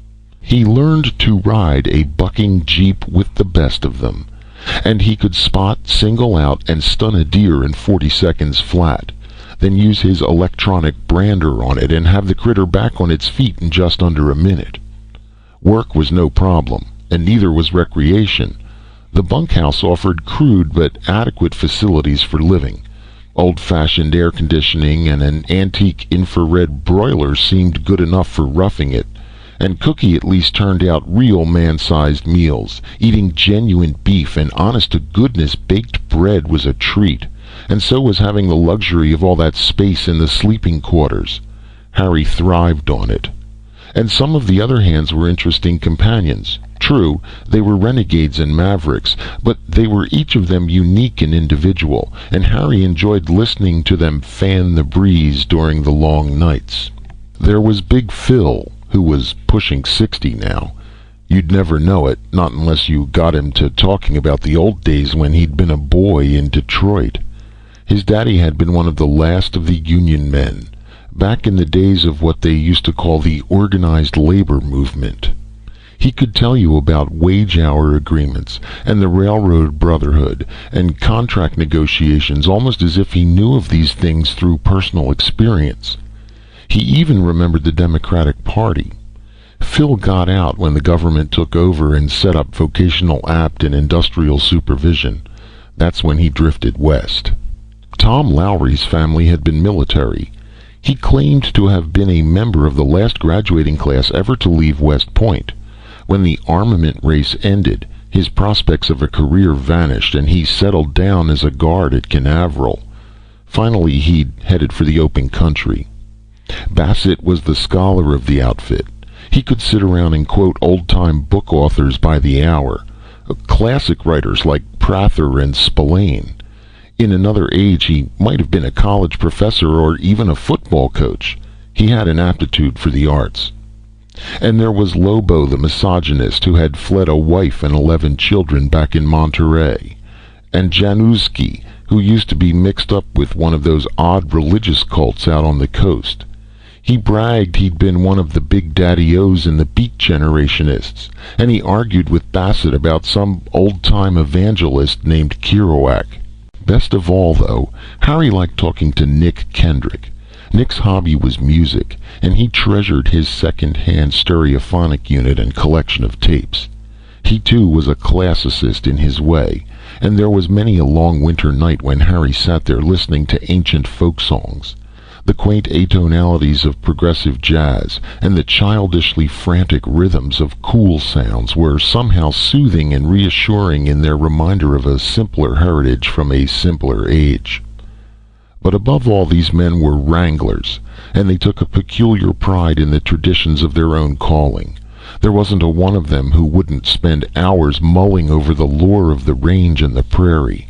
They knew the great names from the great days. Eugene Autry, Wyatt Earp, the legendary Thomas Mix, Dale Robertson, Paladin, and all the other men who rode actual horses in the era when the West was really an untamed frontier.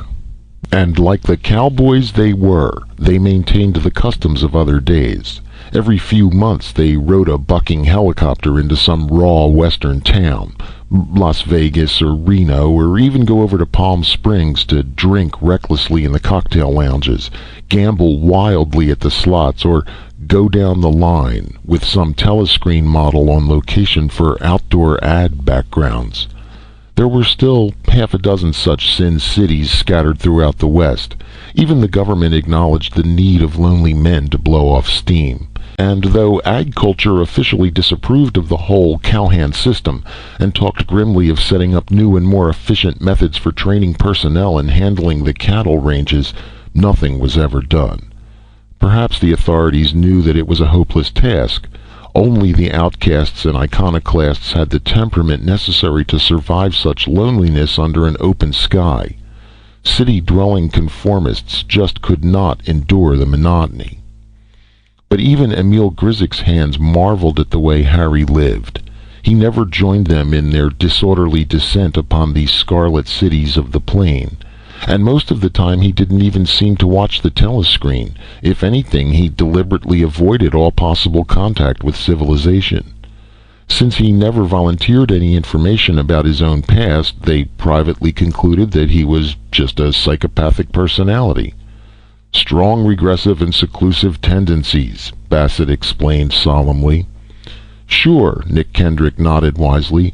You mean a moldy fig like creeping meatball, muttered culturalist Januzki. Not being religious fanatics, the others didn't understand the reference.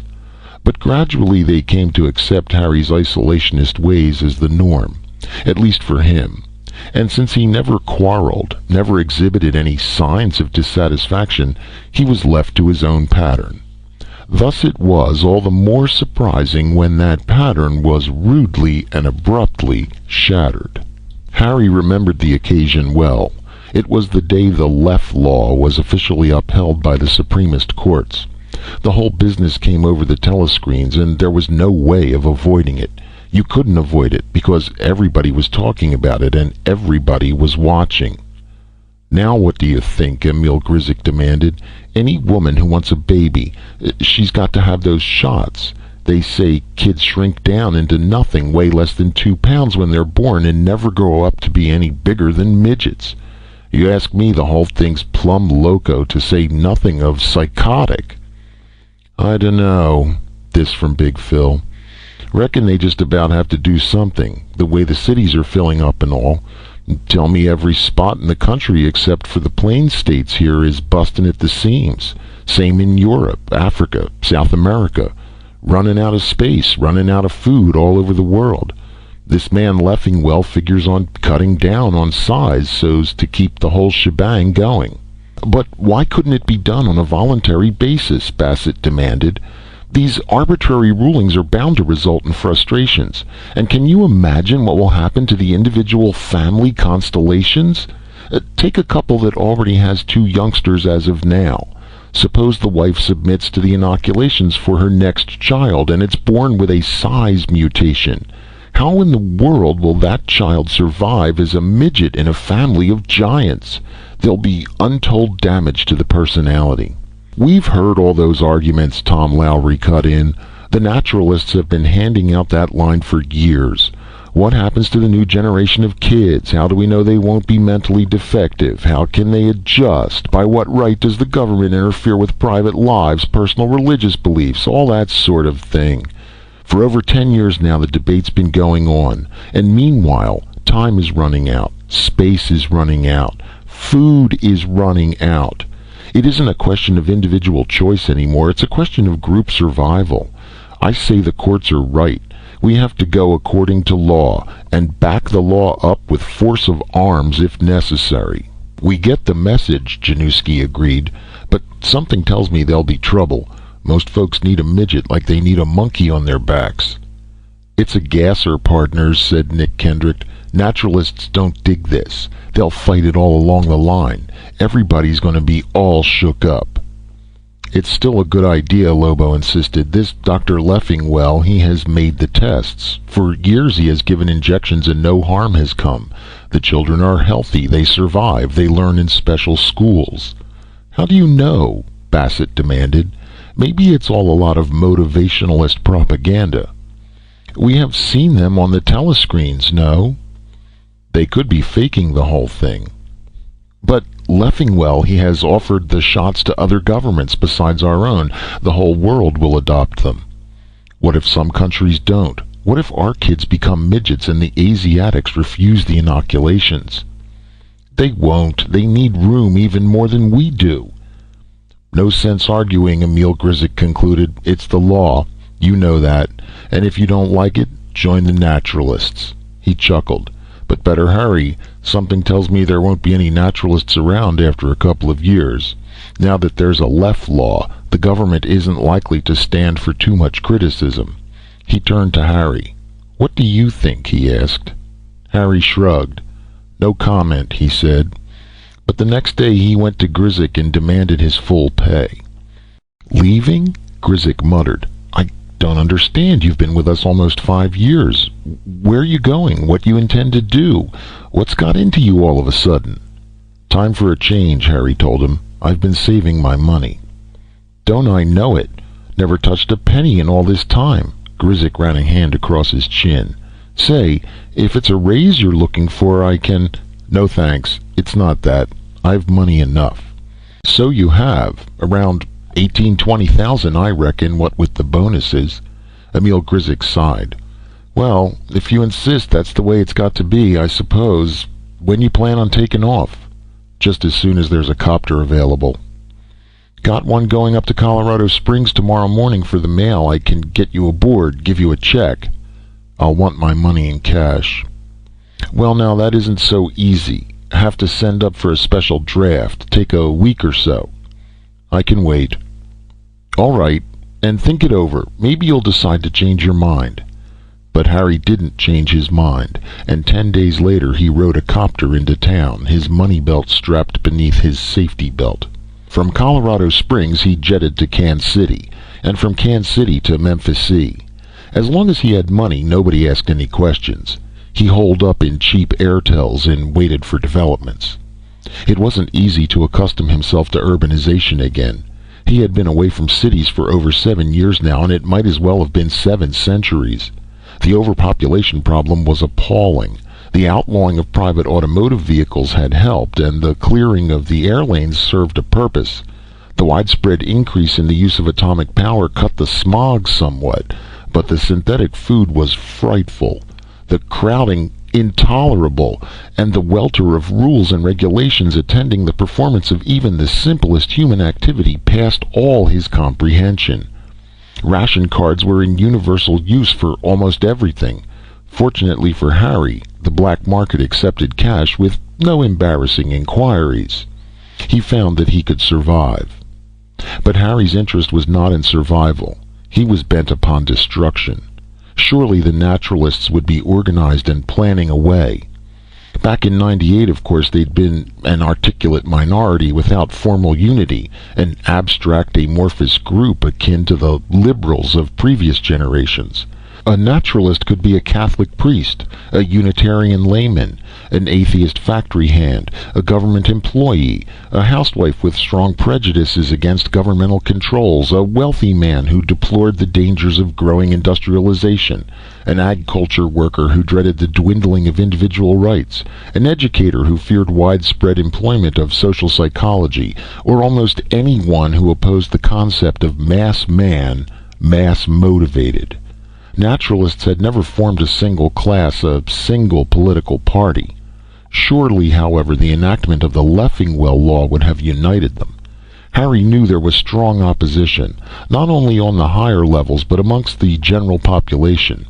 People would be afraid of the inoculations.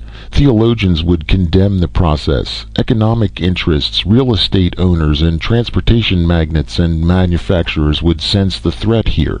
They'd sponsor and they'd subsidize their spokesmen, and the naturalists would evolve into an efficient body of opposition.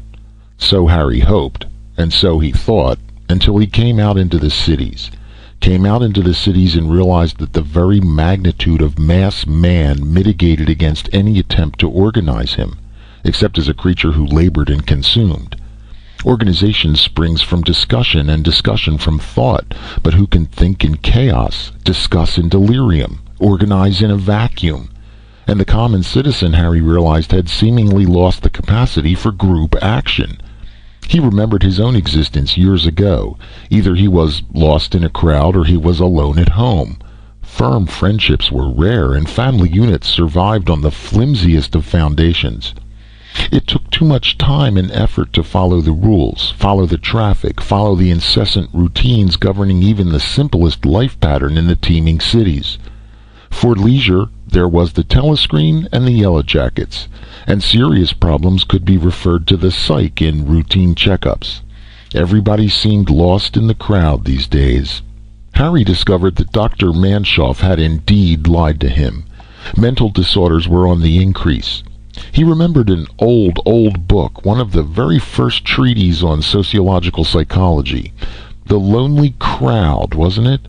Full of mumbo-jumbo about inner-directed and outer-directed personalities. Well, there was a grain of truth in it all. The crowd and its individual members lived in loneliness, and since you didn't know very many people well enough to talk intimately, you talked to yourself.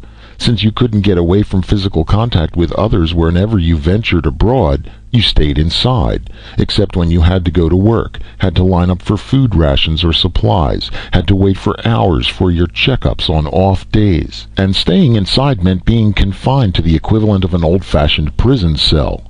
If you weren't married, you lived in solitary. If you were married, you suffered the presence of fellow inmates whose habits became intolerable in time. So you watched the screen more and more, or you increased your quota of sedation, and when that didn't help, you looked for real escape. It was always available to you if you searched long enough, waiting at the tip of a knife, in the coil of a rope, the muzzle of a gun. You could find it at the very bottom of a bottle of pills, or at the very bottom of the courtyard outside your window. Harry recalled looking for it there himself so many years ago. But now he was looking for something else. He was looking for others who shared not only his viewpoint, but his purposefulness. Where were the naturalists? Harry searched for several years. The press? But there were no naturalists visible on the telescreens. The news and newsmakers reflected a national philosophy adopted many generations ago by the founding fathers of mass communication in their infinite wisdom. What's good for General Motors is good for the country. And according to them, everything happening was good for the country. That was the cardinal precept in the science of autobiology. There were no Arnold Ritchies left anymore, and the printed newszines seemed to have vanished. The clergy? Individual churches with congregations in physical attendance seemed difficult to find. Telepreachers still appeared regularly every Sunday, but their scripts, like everyone else's, had been processed in advance. Denominationalism and sectarianism had waned too. All of these performers seemed very much alike, in that they were vigorous, forthright, inspiring champions of the status quo. The scientists? But the scientists were part of the government, and the government was a one-party system, and the system supported the nation, and the nation supported the scientists. Of course, there were still private laboratories subsidized for industrial purposes, but the men who worked in them seemed singularly disinterested in social problems. In a way, Harry could understand their position. It isn't likely that a dedicated scientist, a man whose specialized research has won him a Nobel Prize for creating a new detergent, will be worldly enough to face unpleasant realities beyond the walls of his antiseptic sanctum. After all, there wasn't a precedent for such isolationism. Did the sainted Betty Crocker ever enlist in any crusades? As for physicians, psychiatrists, and mass psychologists, they were the very ones who formed the hard core of Leffingwell's support. The educators, then. Vocational Apt was a part of the government, and the poor pedagogues who had spent generations hacking their way out of the blackboard jungles were only too happy to welcome the notion of a coming millennium when their small charges would be still smaller. Even though formal schooling for most youngsters terminated at 14, there was still the problem of overcrowding. Telescreening and teletesting techniques were a help, but the problem was essentially a physical one. And Leffingwell was providing a physical solution. Besides, the educators had been themselves educated through Vocational Apt, and while they and the government fervently upheld the principles of freedom of speech, they had to draw the line somewhere. As everyone knows, freedom of speech does not mean freedom to criticize. Businessmen? Perhaps there were some disgruntled souls in the commercial community whose secret heroes were the oil tycoons of a bygone era, or the old-time stock exchange clan united under the totems of the bull or the bear. But the day of the rugged individualist was long departed. Only the flabby individualist remained, and he had the forms to fill out, and the inspectors to contend with, and the rationing to worry about, and the taxes to meet, and the quotas to fulfill.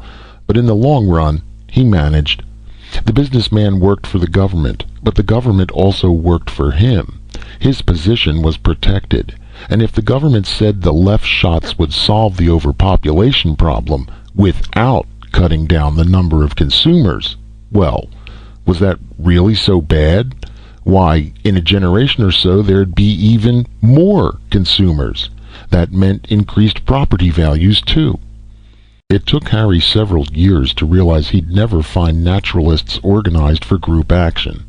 The capacity for group action had vanished as the size of the group had increased. All interests were interdependent. The old civic, fraternal, social, and antisocial societies had no present purpose anymore, and the once familiar rallying points, whether they represented idealistic humanitarianism or crass self-interest, had vanished in the crowd. Patriotism, racialism, unionism had all been lost in a moiling megalopolitanism. There were protests, of course. The mothers objected, some of them. Ag culture in particular ran into difficulties with women who revived the quaint custom of going on strike against the left law and refused to take their shots. But it was all on the individual level and quickly coped with. Government medical authorities met the women at checkup time and demonstrated that the left law had teeth in it, teeth and scalpels. The rebellious women were not subdued, slain, or segregated. They were merely sterilized. Perhaps more would have come of this had their men backed them up, but the men by and large were realists. Having a kid was a headache these days. This new business of injections wasn't so bad when you came right down to it. There'd still be youngsters around, and you'd get the same allotment for extra living space. Only the way it worked out, there'd be more room, and the kids would eat less. Pretty good deal. And it wasn't as if the young ones were harmed. Some of them seemed to be a lot smarter than ordinary. Like on some of the big quiz shows, youngsters of 8 and 9 were winning all those big prizes. Bright little ones. Of course, these must be the ones raised in the first special school the government had set up. They said old Leffingwell, the guy who invented the shots, was running it himself, sort of experimenting to see how this new crop of kids would make out. It was when Harry learned about the school that he knew what he must do, and if nobody else would help him, he'd act on his own. There might not be any help from organized society, but he still had disorganized society to turn to. He spent the next 2 years and the last of his money finding a way. The pattern of criminality had changed too, and it was no easy matter to find the assistance he needed. About the only group crime still flourishing was hijacking. It took him a long while to locate a small undercover outfit which operated around St. Louis and arrange to obtain a helicopter and pilot. Getting hold of the rifle was still more difficult, but he managed. And by the time everything was assembled, he'd found out what he needed to know about Dr. Leffingwell and his school. As he suspected, the school was located in the old canyon, right in the same buildings which had once served as experimental units. How many youngsters were there, Harry didn't know. Maybe Manshoff was still on the staff, and maybe they'd brought in a whole new staff. These things didn't matter. What mattered was that Leffingwell was on the premises, and a man who knew his way about, a man who worked alone and to a single purpose, could reach him. Thus it was that Harry Collins crouched behind the boulder that bright May morning and waited for Dr. Leffingwell to appear. The helicopter had dropped him at the upper end of the canyon the day before, giving him a chance to reconnoiter and familiarize himself with the terrain once again. He'd located Leffingwell's quarters, even seen the man through one of the lower windows. Harry had no trouble recognizing him. The face was only too familiar from 1,000 casts viewed on 1,000 screens. Inevitably, sometime today, he'd emerge from the building, and when he did, Harry would be waiting. He shifted behind the rocks and stretched his legs. 12 years had passed, and now he'd come full circle. The whole business had started here, and here it must end. That was simple justice. And it is justice, Harry told himself. It's not revenge, because there'd be no point to revenge. That was only melodramatic nonsense. He was no Monte Cristo come to wreak vengeance on his cruel oppressors, and he was no madman, no victim of monomaniacal obsession. What he was doing was the result of lengthy and logical consideration. If Harry Collins, longtime fugitive from a government treatment center, tried to take his story to the people, he'd be silenced without a hearing. But his story must be heard. There was only one way to arrest the attention of a nation, with the report of a rifle. A bullet in Leffingwell's brain, that was the solution of the problem. Overnight the assassin would become a national figure. They'd undoubtedly try him and undoubtedly condemn him, but first he'd have his day in court. He'd get a chance to speak out. He'd give all the voiceless, unorganized victims of the Leff Law a reason for rebellion, and offer them an example. If Leffingwell had to die, it would be in a good cause. Moreover, he deserved to die. Hadn't he killed men, women, infants without mercy? But it's not revenge, Harry repeated, and I know what I'm doing. Maybe I was disturbed before, but I'm sane now. Perfectly logical, perfectly calm, perfectly controlled. Yes, and now his sane, logical, calm, controlled eyes noted that the distant door was opening, and he sighted through the scope and brought his sane, logical, calm, controlled hand up along the barrel to the trigger. He could see the two men emerging, and the shorter, plumper of the two was Leffingwell. He squinted at the high forehead with its receding hairline. It was a perfect target. A little squeezed now, and he knew what would happen.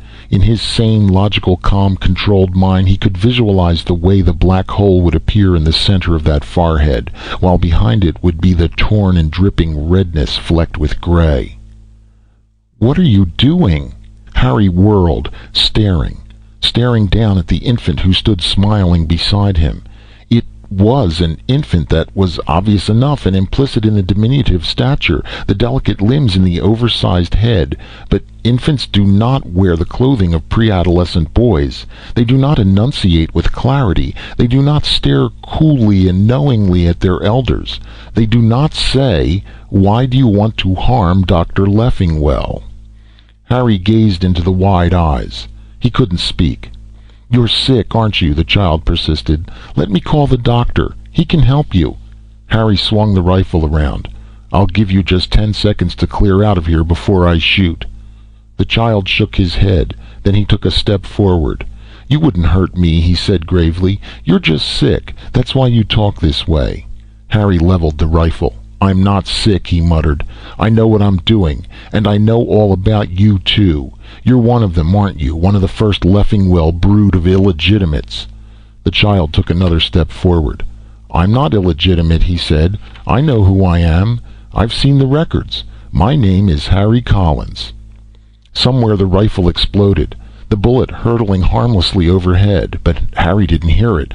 All he could hear exploding in his own brain as he went down into darkness was the sane, logical, calm, controlled voice of his son. Chapter 7. Michael Cavendish, 2027. Mike was just coming through the clump of trees when the boy began to wave at him. He shifted the clumsy old Jeffrey 475, cursing the weight as he quickened his pace. But there was no help for it. He had to carry the gun himself. None of the boys were big enough. He wondered what it had been like in the old days when you could get full-sized bearers. There used to be game all over the place too, and a white hunter was king. And what was there left now? Nothing but pygmies, all of them, scurrying around and beating the brush for dibatags and gerenics. When he was still a boy, Mike had seen the last of the big antelopes go, the last of the wildebeests and zebra too. Then the carnivores followed, the lions and the leopards. Simba was dead. And just as well. These natives would never dare to come out of the villages if they knew any lions were left. Most of them had gone to Cape and the other cities anyway. Handling cattle was too much of a chore, except on a government farm. Those cows looked like moving mountains alongside the average boy. Of course there were still some of the older generation left, Kikuyu and even a few Watusi, but the free inoculations had begun many years ago, and the life cycle moved at an accelerated pace here. Natives grew old and died at 30, they matured at 15. Now with the shortage of game, the elders perished still more swiftly, and only the young remained outside the cities and the farm projects. Mike smiled as he waited for the boy to come up to him. He wasn't smiling at the boy, he was smiling at himself for being here. He ought to be in Cape too, or Kenya Roby. Damned silly this business of being a white hunter when there was nothing left to hunt. But somehow he'd stayed on since Dad died. There were a few compensations. At least here in the forests a man could still move about a bit, taste privacy and solitude and the strange exotic tropical fruit called loneliness. Even that was vanishing today. It was compensation enough, perhaps, for lugging this damned Jeffrey. Mike tried to remember the last time he'd fired it at a living target. A year? 2 years? Yes, almost 2. That gorilla up in Ruwenzori country. At least the boys swore it was Ngagi. He hadn't hit it anyway. Got away in the darkness. Probably he'd been shooting at a shadow. There were no more gorillas. Maybe they'd been taking the shots too. Perhaps they'd all turned into rhesus monkeys. Mike watched the boy run towards him. It was a good 500 yards from the riverbank, and the short brown legs couldn't move very swiftly. He wondered what it felt like to be small. One's sense of proportion must be different, and that in turn would affect one's sense of values. What values applied to the world about you when you were only 3 feet high? Mike wouldn't know. He was a big man, almost 5'7". Sometimes Mike reflected on what things might be like if he'd been born, say, 20 years later. By that time almost everyone would be a product of left shots, and he'd be no exception. He might stay with people his own age in Kenya Roby without feeling self-conscious, clumsy, conspicuous. Pressed, he had to admit that was part of the reason he preferred to remain out here at Dad's old place. He could tolerate the stares of the natives, but whenever he ventured into a city he felt awkward under the scrutiny of the young people. The way those teenagers looked up at him made him feel a monster, rather. Better to endure the monotony, the emptiness out here, yes, and wait for a chance to hunt, even though 9 times out of 10 it turned out to be a wild goose chase. During the past year or so, Mike had hunted nothing but legends and rumors, spent his time stalking shadows. Then the villagers had come to him 3 days ago with their wild story. Even when he heard it, he realized it must be pure fable, and the more they insisted, the more they protested, the more he realized it simply couldn't be. Still, he'd come, anything to experience some action, anything to create the illusion of purpose, of "Tembo!" shrieked the boy, excited beyond all pretense of caution. "Up ahead, in the river! You come quick, you see!" No, it couldn't be. The government surveys were thorough. The last record of a specimen dated back over a half dozen years ago. It was impossible that any survivors remained, and all during the safari these past days, not a sign or a print or a spoor. "Tembo!" shrilled the boy. "Come quick!" Mike cradled the gun and started forward. The other bearers shuffled behind him, unable to keep pace because of their short legs, and he suspected unwilling to do so for fear of what might lie ahead. Halfway towards the riverbank, Mike halted. Now he could hear the rumbling, the unmistakable rumbling, and now he could smell the rank mustiness borne on the hot breeze. Well, at least he was downwind. The boy behind him trembled, eyes wide. He had seen something, all right. Maybe just a crocodile, though. Still some crocs around, and he doubted if any young native would know the difference. Nevertheless, Mike felt a sudden urge of unfamiliar excitement, half expectancy and half fear. Something wallowed in the river, something that rumbled and exuded the stench of life. Now they were approaching the trees bordering the bank. Mike checked his gun carefully. Then he advanced until his body was aligned with the trees. From here he could see and not be seen. He could peer down at the river, or the place where the river had been during the rainy season long past. Now it was nothing but a mud wallow under the glaring sun. A huge mud wallow, pitted with deep circular indentations and dotted with dung. But in the middle of it stood Tembo. Tembo was a mountain. Tembo was a black block of breathing basalt. Tembo roared and snorted and rolled red eyes. Mike gasped. He was a white hunter, but he'd never seen a bull elephant before, and this one stood 11 feet at the shoulders of it stood an inch, the biggest creature walking the face of the earth. It had risen from the mud, abandoned its wallowing as its trunk curled about, sensitive to the unfamiliar scent of man. Its ears rose like the outspread wings of some gigantic jungle bat. Mike could see the flies buzzing around the ragged edges. He stared at the great tusks that were veined and yellowed and broken. Once men had hunted elephants for ivory, he remembered.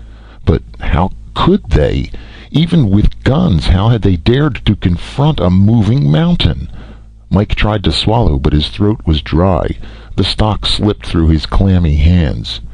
"Shoot!" implored the boy beside him. "You shoot now!" Mike gazed down. The elephant was aware of him. It turned deliberately, staring up the bank as it swayed on the 4 black pillars of its legs. Mike could see its eyes, set in a mass of grayish wrinkles. The eyes had recognized him. They knew, he realized. The eyes knew all about him, who he was and what he had come here to do. The eyes had seen man before, perhaps long before Mike was born. They understood everything, the gun and the presence and the purpose. "Shoot!" the boy cried, not bothering to hold his voice down any longer, for the elephant was moving slowly towards the side of the wallow, moving deliberately to firmer footing. And the boy was afraid. Mike was afraid too, but he couldn't shoot. "No," he murmured. "Let him go. I can't kill him." "You must," the boy said. "You promise. Look, all the meat for 2, 3 villages." Mike shook his head. "I can't do it," he said. "That isn't meat. That's life. Bigger life than we are. Don't you understand? Oh, the bloody hell with it. Come on." The boy wasn't listening to him. He was watching the elephant, and now he started to tremble, for the elephant was moving up onto solid ground. It moved slowly, daintily, almost mincing as its legs sampled the surface of the shore. Then it looked up, and this time there was no doubt as to the direction of its gaze. It stared intently at Mike and the boy on the bank. Its ears fanned, then flared. Suddenly the elephant raised its trunk and trumpeted fiercely. And then, lowering the black battering ram of its head, the beast came forward, a deceptively slow lope, a scarcely accelerating trot, and then all at once it was moving swiftly and surely and inexorably toward them. The angle of the bank was not steep, and the elephant's speed never slackened on the slope. Its right shoulder struck a sapling, and the sapling splintered. It was crashing forward in full charge. Again it trumpeted, trunk extended like a flail of doom. "Shoot!" the boy screamed. Mike didn't want to shoot. He wanted to run. He wanted to flee the mountain, flee the incredible breathing bulk of this grotesque giant. But he was a white hunter. He was a man, and a man is not a beast. A man does not run away from life in any shape or size. The trunk came up. Mike raised the gun. He heard the monster roar far away, and then he heard another sound that must be the gun's discharge, and something hit him in the shoulder and knocked him down. Recoil? Yes, because the elephant wasn't there anymore. He could hear the crashing and thrashing down below over the rim of the riverbank. Mike stood up. He saw the boy running now, running back to the bearers, huddled along the edge of the trail. He rubbed his shoulder, picked up his gun, reloaded. The sounds from below had ceased. Slowly Mike advanced to the lip of the bank and stared down. The bull elephant had fallen and rolled into the wallow once more. It had taken a direct hit just beneath the right ear, and even as Mike watched, its trunk writhed feebly like a dying serpent, then fell forward into the mud. The gigantic ears twitched and flicked and flopped, and the huge body rolled and settled. Suddenly Mike began to cry. Damn it! He hadn't wanted to shoot. If the elephant hadn't charged like that... But the elephant had to charge, just as he had to shoot. That was the whole secret, the secret of life, and the secret of death, too. Mike turned away, facing the east. Kenya Roby was east, and he'd be going there now. Nothing to hold him here in the forests any longer. He wouldn't even wait for the big feast. To hell with the elephant meat anyway. His hunting days were over. Mike walked slowly up the trail to the waiting boys, and behind him, in the wallow, the flies settled down on the lifeless carcass of the last elephant in the world. Chapter 8. Harry Collins, 2029. The guards at Stark Falls were under strict orders not to talk. Each prisoner here was exercised alone in a courtyard runway, and meals were served in the cells. The cells were comfortable enough, and while there were no telescreens, books were available. Genuine old-style books, which must have been preserved from libraries dismantled 50 years ago or more. Harry Collins found no titles dated later than 1975. Every day or so, an attendant wheeled around a cart piled high with the dusty volumes. Harry read to pass the time. At first he kept anticipating his trial, but after a while he almost forgot about that possibility, and it was well over a year before he got a chance to tell his story to anyone. When his opportunity came, his audience did not consist of judge or jury, doctor, lawyer, or penologist. He spoke only to Richard Wade, a fellow prisoner, who had been thrust into the adjoining cell on the evening of October 11th, 2013. Harry spoke haltingly at first, but as he progressed the words came more easily, and emotion lent its own eloquence. His unseen auditor on the other side of the wall did not interrupt or question him. It was enough for Harry that there was someone to listen at last. So it wasn't a bit like I expected, he concluded. No trial, no publicity. I've never seen Leffingwell again, nor Manshoff. Nobody questioned me. By the time I recovered consciousness, I was here in prison, buried alive. Richard Wade spoke slowly for the first time. You're lucky. They might have shot you down on the spot. That's just what bothers me, Harry told him. Why didn't they kill me? Why lock me up, incommunicado this way? There aren't many prisons left these days with food and space at such a premium. There are no prisons left at all officially, Wade said, just as there are no longer any cemeteries. But important people are still given private burials and their remains secretly preserved. All a matter of influence. I've no influence. I'm not important. Wouldn't you think they'd consider it risky to keep me alive under the circumstances? If there'd ever be an investigation... Who would investigate? Not the government, surely. But suppose there's a political turnover. Suppose Congress wants to make capital of the situation. There is no Congress. Harry gasped. No Congress? As of last month, it was dissolved. Henceforth we are governed by the cabinet, with authority delegated to department heads. But that's preposterous. Nobody'd stand still for something like that. They did stand still, most of them. After a year of careful preparation, of wholesale exposés of congressional graft and corruption and inefficiency, turned out that Congress was the villain all along. The senators and representatives had finagled tariff barriers and restrictive trade agreements which kept our food supply down. They were opposing international federation. In plain language, people were sold a bill of goods. Get rid of Congress and you'll have more food. That did it. But you'd think the politicians themselves would realize that they were cutting their own throats, the state legislatures and the governors. Legislatures were dissolved by the same agreement, Wade went on. There are no states anymore, just governmental districts based upon sensible considerations of area and population. This isn't the old-time expanding economy based on obsolescence and conspicuous consumption. The primary problem at the moment is sheer survival. In a way, the move makes sense. Old-fashioned political machinery couldn't cope with the situation. There's no time for debate when instantaneous decisions are necessary to national welfare. You've heard how civil liberties were suspended during the old wars. Well, there's a war on right now. A war against hunger. A war against the forces of fecundity. In another dozen years or so, when the left-shot generation is full grown and a lot of the elderly have died off, the tensions will ease. Meanwhile, quick action is necessary. Arbitrary action. But you're defending dictatorship. Richard Wade made a sound which is usually accompanied by a derisive shrug. Am I? Well, I didn't when I was outside, and that's why I'm here now. Harry Collins cleared his throat. What did you do? If you refer to my profession, I was a scripter. If you refer to my alleged criminal activity, I made the error of thinking the way you do, and the worse error of attempting to inject such attitudes in my scripts. Seems that when Congress was formally dissolved, there was some notion of preparing a timely show, a sort of historical review of the body using old film clips. What my superiors had in mind was a comedy of errors, a cavalcade of mistakes and misdeeds showing just why we were better off without supporting a political sideshow.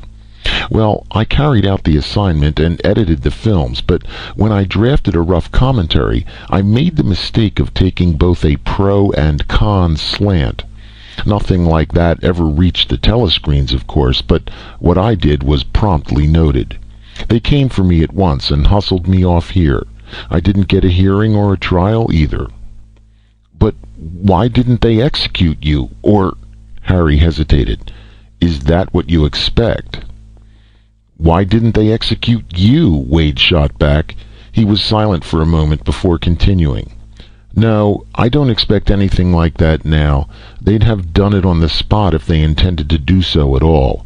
No, I've got another idea about people like you and myself, and about some of the congressmen and senators who dropped out of sight, too. I think we're being stockpiled. Stockpiled? It's all part of a plan. Give me a little time to think. We can talk again later. Wade chuckled once more. Looks as if there'll be ample opportunity in the future. And there was. In the months ahead, Harry spoke frequently with his friend behind the wall. He never saw him. Prisoners at Stark Falls were exercised separately, and there was no group assembly or recreation. Surprisingly adequate meals were served in surprisingly comfortable cells. In the matter of necessities, Harry had no complaints. And now that he had someone to talk to, the time seemed to go more swiftly. He learned a great deal about Richard Wade during the next few years. Mostly, Wade liked to reminisce about the old days. He talked about working for the networks, the commercial networks, privately owned, which flourished before the government took over communications media in the 80s. That's where you got your start, eh? Harry asked. Lord, no, boy, I'm a lot more ancient than you think. Why, I'm pushing 65, born in 1940. That's right, during World War II. I can almost remember the atomic bomb. And I sure as hell remember the Sputniks. It was a crazy period, let me tell you. The pessimists worried about the Russians blowing us up, and the optimists were sure we had a glorious future in the conquest of space. Ever hear that old fable about the blind man examining an elephant? Well, that's the way most people were, each of them groping around and trying to determine the exact shape of things to come. A few of us even made a little money from it for a while, writing science fiction. That's how I got my start. You were a writer? Sold my first story when I was 18 or so. Kept on writing off and on for almost 20 years. Of course, Robertson's thermonuke formula came along in '75, and after that everything went to pot. It knocked out the chances of future war, but it also knocked out the interest in speculation or escape fiction. So I moved over into television for a while and stayed with it. But the old science fiction was fun while it lasted. Ever read any of it? No, Harry admitted. That was all before my time. Tell me though, did any of it make sense? I mean, did some of those writers foresee what was really going to happen? There were plenty of penny prophets and nickel Nostradamuses, Wade told him. But as I said, most of them were assuming war with the communists or a new era of space travel. Since communism collapsed and spaceflight was just an expensive journey to a dead end and dead worlds, it followed that the majority of fictional futures were founded on fallacies. And all the rest of the extrapolations dealt with superficial social manifestations. For example, they wrote about civilizations dominated by advertising and mass motivation techniques. It's true that during my childhood this seemed to be a logical trend, but once demand exceeded supply, the whole mechanism of stimulating demand, which was advertising's chief function, bogged down, and mass motivation techniques today are dedicated almost entirely to maintaining minimum resistance to a system ensuring our survival. Another popular idea was based on the notion of an expanding matriarchy. A gerontomatriarchy, rather, in which older women would take control. In an age when women outlived men by a number of years, this seemed possible.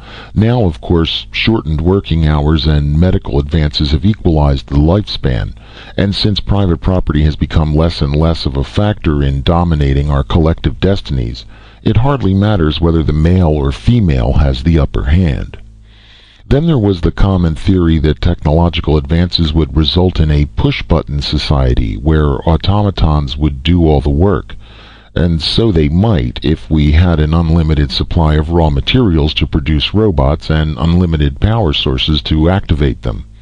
As we now realize, atomic power cannot be utilized on a minute scale. Last but not least, there was the concept of a medically oriented system, with particular emphasis on psychotherapy, neurosurgery, and parapsychology. The world was going to be run by telepaths, psychosis eliminated by brainwashing, intellect developed by hypnotic suggestion. It sounded great, but the conquest of physical disease has occupied the medical profession almost exclusively. No, what they all seemed to overlook, with only a few exceptions, was the population problem. You can't run a world through advertising when there are so many people that there aren't enough goods to go around anyway. You can't turn it over to big business when big government has virtually absorbed all of the commercial and industrial functions just to cope with an ever-growing demand. A matriarchy loses its meaning when the individual family unit changes character under the stress of an increasing population pressure which eliminates the old-fashioned home, family circle, and social pattern. And the more we must conserve dwindling natural resources for people, the less we can expend on experimentation with robots and machinery.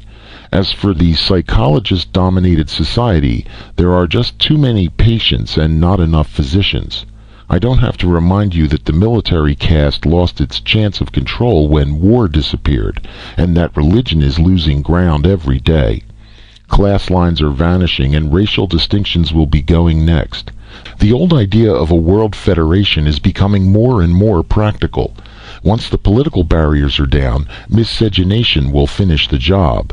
But nobody seemed to foresee this particular future. They all made the mistake of worrying about the hydrogen bomb instead of the sperm bomb.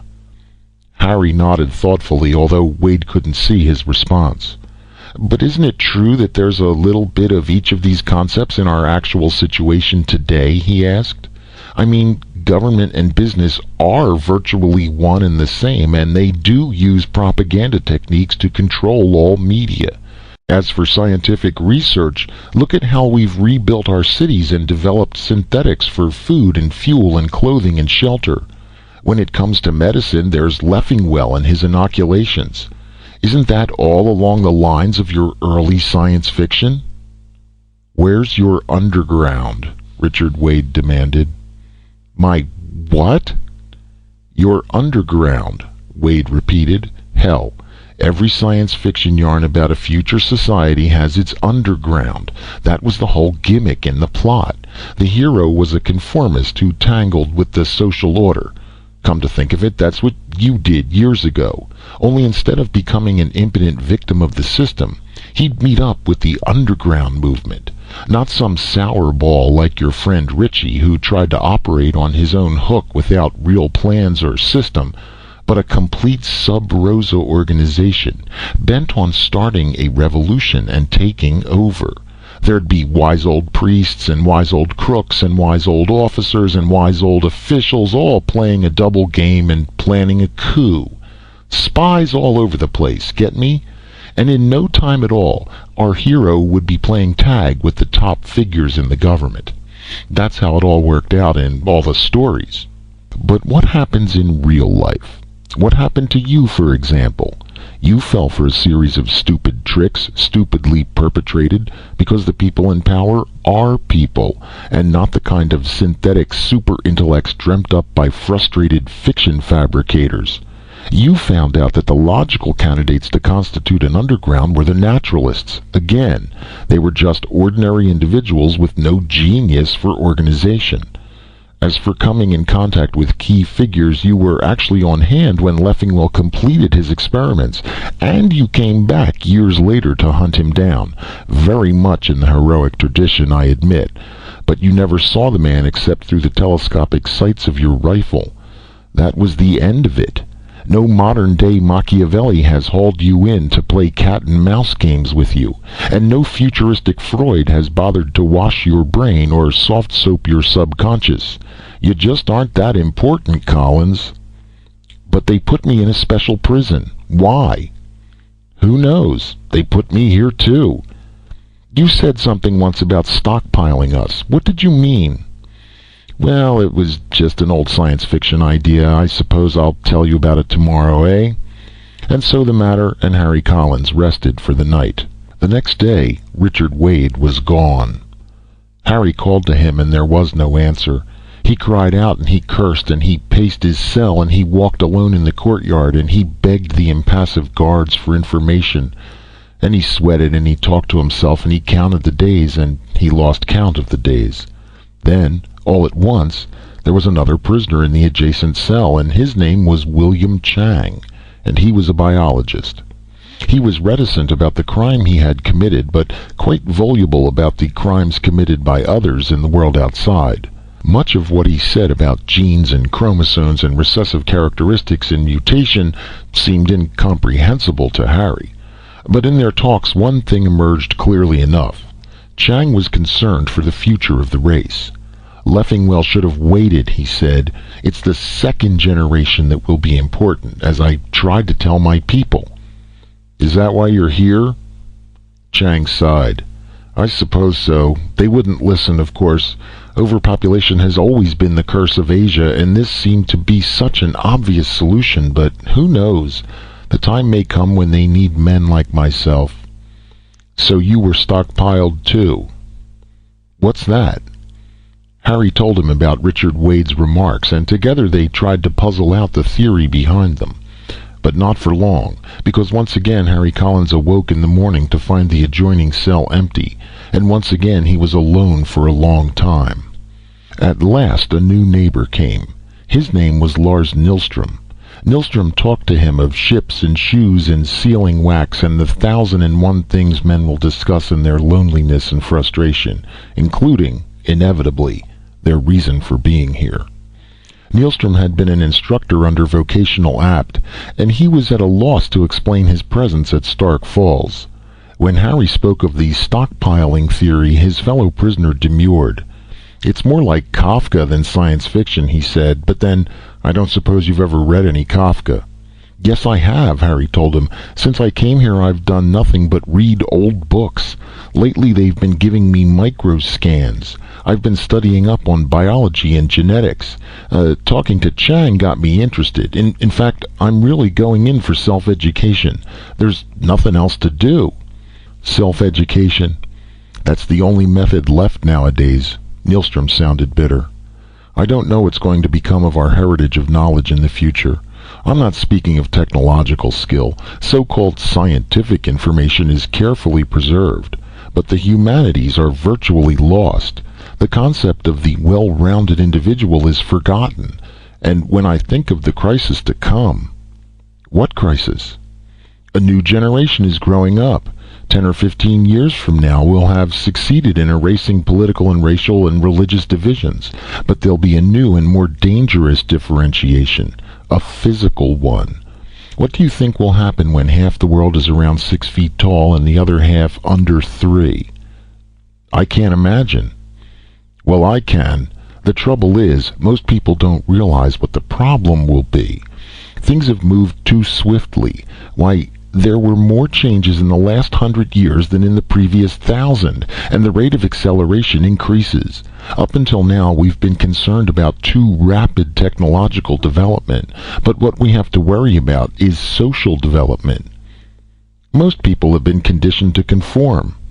"Yes, that's our job in vocational apt, but the system only works when there's a single standard of conformity.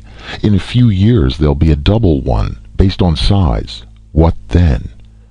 Harry wanted some time to consider the matter, but the question was never answered, because Lars Nielstrom went away in the night, as had his predecessors before him. And in succeeding interludes Harry came to know a half a dozen other transient occupants of the cell next to his. They came from all over, and they had many things to discuss, but always there was the problem of why they were there, and the memory of Richard Wade's premise concerning stockpiling.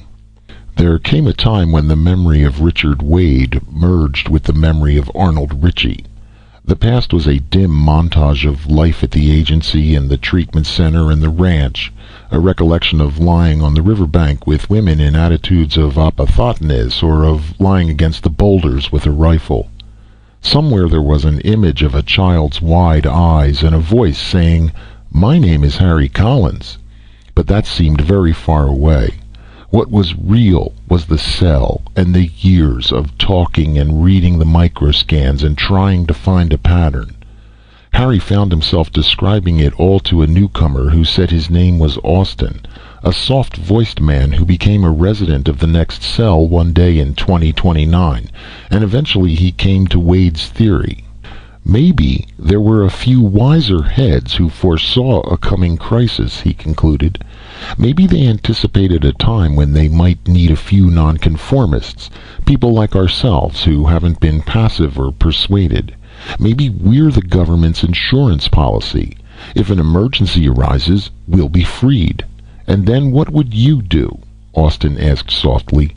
You're against the system, aren't you? Yes, but I'm for survival. Harry Collins spoke slowly, thoughtfully. You see, I've learned something through the years of study and contact here. Rebellion is not the answer. You hated Leffingwell. Yes, I did, until I realized that all this was inevitable. Leffingwell is not a villain, and neither is any given individual in or out of our government. Our road to hell has been paved with only the very best of intentions. Killing the engineers and contractors will not get us off that road, and we're all on it together. We'll have to find a way of changing the direction of our journey. The young people will be too anxious to merely rush blindly ahead. Most of my generation will be sheep-like, moving as part of the herd because of their conditioning. Only we old-time rebels will be capable of plotting a course for all of us. What about your son? Austin asked. I'm thinking of him, Harry Collins answered, of him and of all the others. Maybe he does not need me. Maybe none of them need me. Maybe it's all an illusion. But if the time ever comes, I'll be ready, and meanwhile, I can hope." "The time has come," Austin said gently, and then he was standing miraculously enough outside his cell and before the door to Harry's cell, and the door was opening, and once again Harry stared into the wide eyes he remembered so well, the same wide eyes set in the face of a full-grown man 3 feet tall. He stood up shakily as the man held out his hand and said, "Hello, Father." "But I don't understand." "I've waited a long time for this moment. I had to talk to you, find out how you really felt, so that I'd be sure. Now you're ready to join us." "What's happening? What do you want with me?" "We'll talk later," Harry's son smiled. "Right now, I'm taking you home." Chapter 9. Eric Donovan, 2031. Eric was glad to get to the office and shut the door. Lately he'd had this feeling whenever he went out, this feeling that people were staring at him. It wasn't just his imagination. They did stare. Every younger person over a yard high got stared at nowadays as if they were freaks. And it wasn't just the staring that got him down either. Sometimes they muttered and mumbled, and sometimes they called names. Eric didn't mind stuff like dirty naturalist. That he could understand. Once upon a time, way back, everybody who was against the left law was called a naturalist. And before that it had still another meaning, or so he'd been told. Today, of course, it just meant anyone who was over 5 feet tall. No, he could take the ordinary name-calling all right, but sometimes they said other things. They used words nobody ever uses unless they really hate you and want to kill you. And that was at the bottom of it, Eric knew. They did hate him. They did want to kill him. Was he a coward? Perhaps. But it wasn't just Eric's imagination. You never saw anything about such things on the telescreens, but naturalists were being killed every day. The older people were still in the majority, but the youngsters were coming up fast, and there were so many more of them. Besides, they were more active, and this created the illusion that there were yardsticks everywhere. Eric sat down behind his desk, grinning. Yardsticks. When he was a kid, it had been just the other way around. He and the rest of them who didn't get shots in those early days considered themselves to be the normal ones, and they did the name-calling. Names like Runt and Half-Pint and Midgie. But the most common name was the one that stuck, Yardstick. That used to be the worst insult of all. But now it wasn't an insult anymore. Being taller was the insult. Being a dirty naturalist or a son of a naturalist. Times certainly had changed. Eric glanced at the communicator. Almost noon and it had not flicked yet.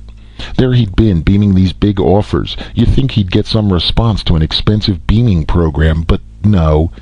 Maybe that was the trouble. Nobody liked big things anymore. Everything was small. He shifted uneasily in his chair. That was one consolation at least. He still had old-time furniture, getting to be harder and harder to find stuff that fitted him these days. Seemed like most of the firms making furniture and bedding and household appliances were turning out the small stuff for the younger generation. Cheaper to make, less material, and more demand for it. Government allocated size priorities to the manufacturers. It was even murder to ride public transportation because of the space reductions. Eric drove his own jetter. Besides, that way was safer.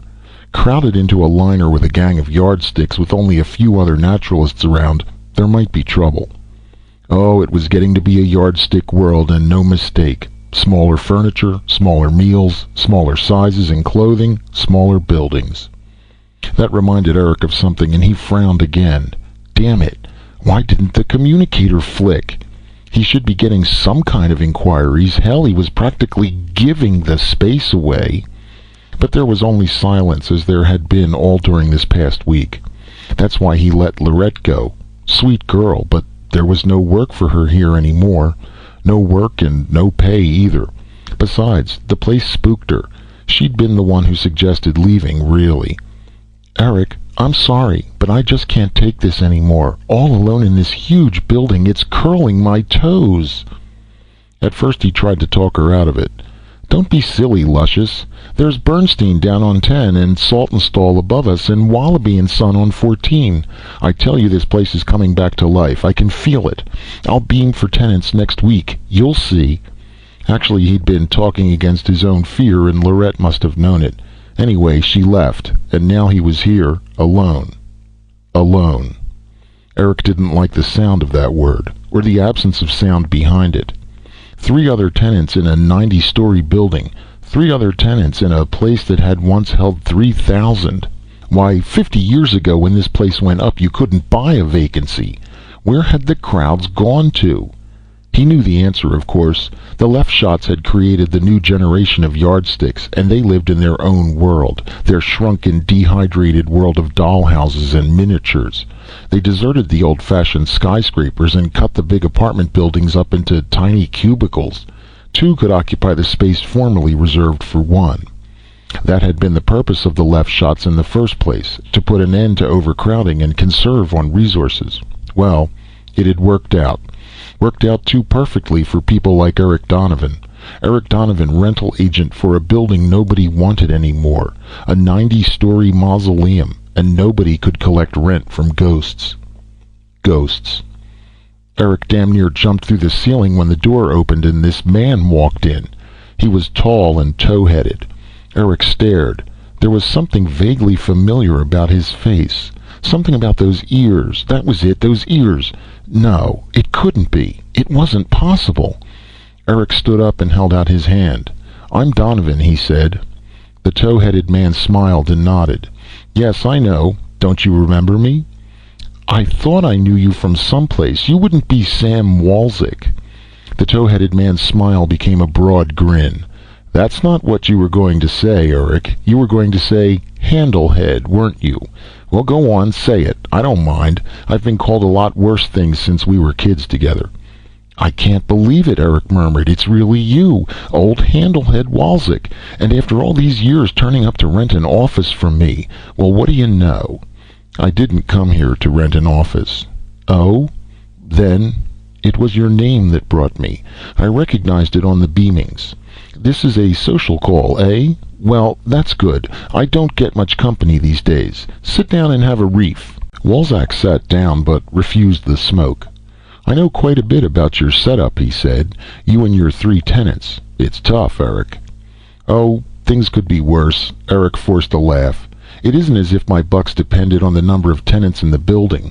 Government subsidizes this place. I'm sure of a job as long as I live." "As long as you live." Walzak stared at him in a way he didn't like.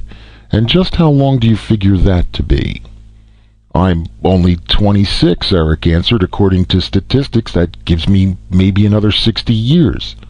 "Statistics." Walzak said it like a dirty word. "Your life expectancy isn't determined by statistics anymore.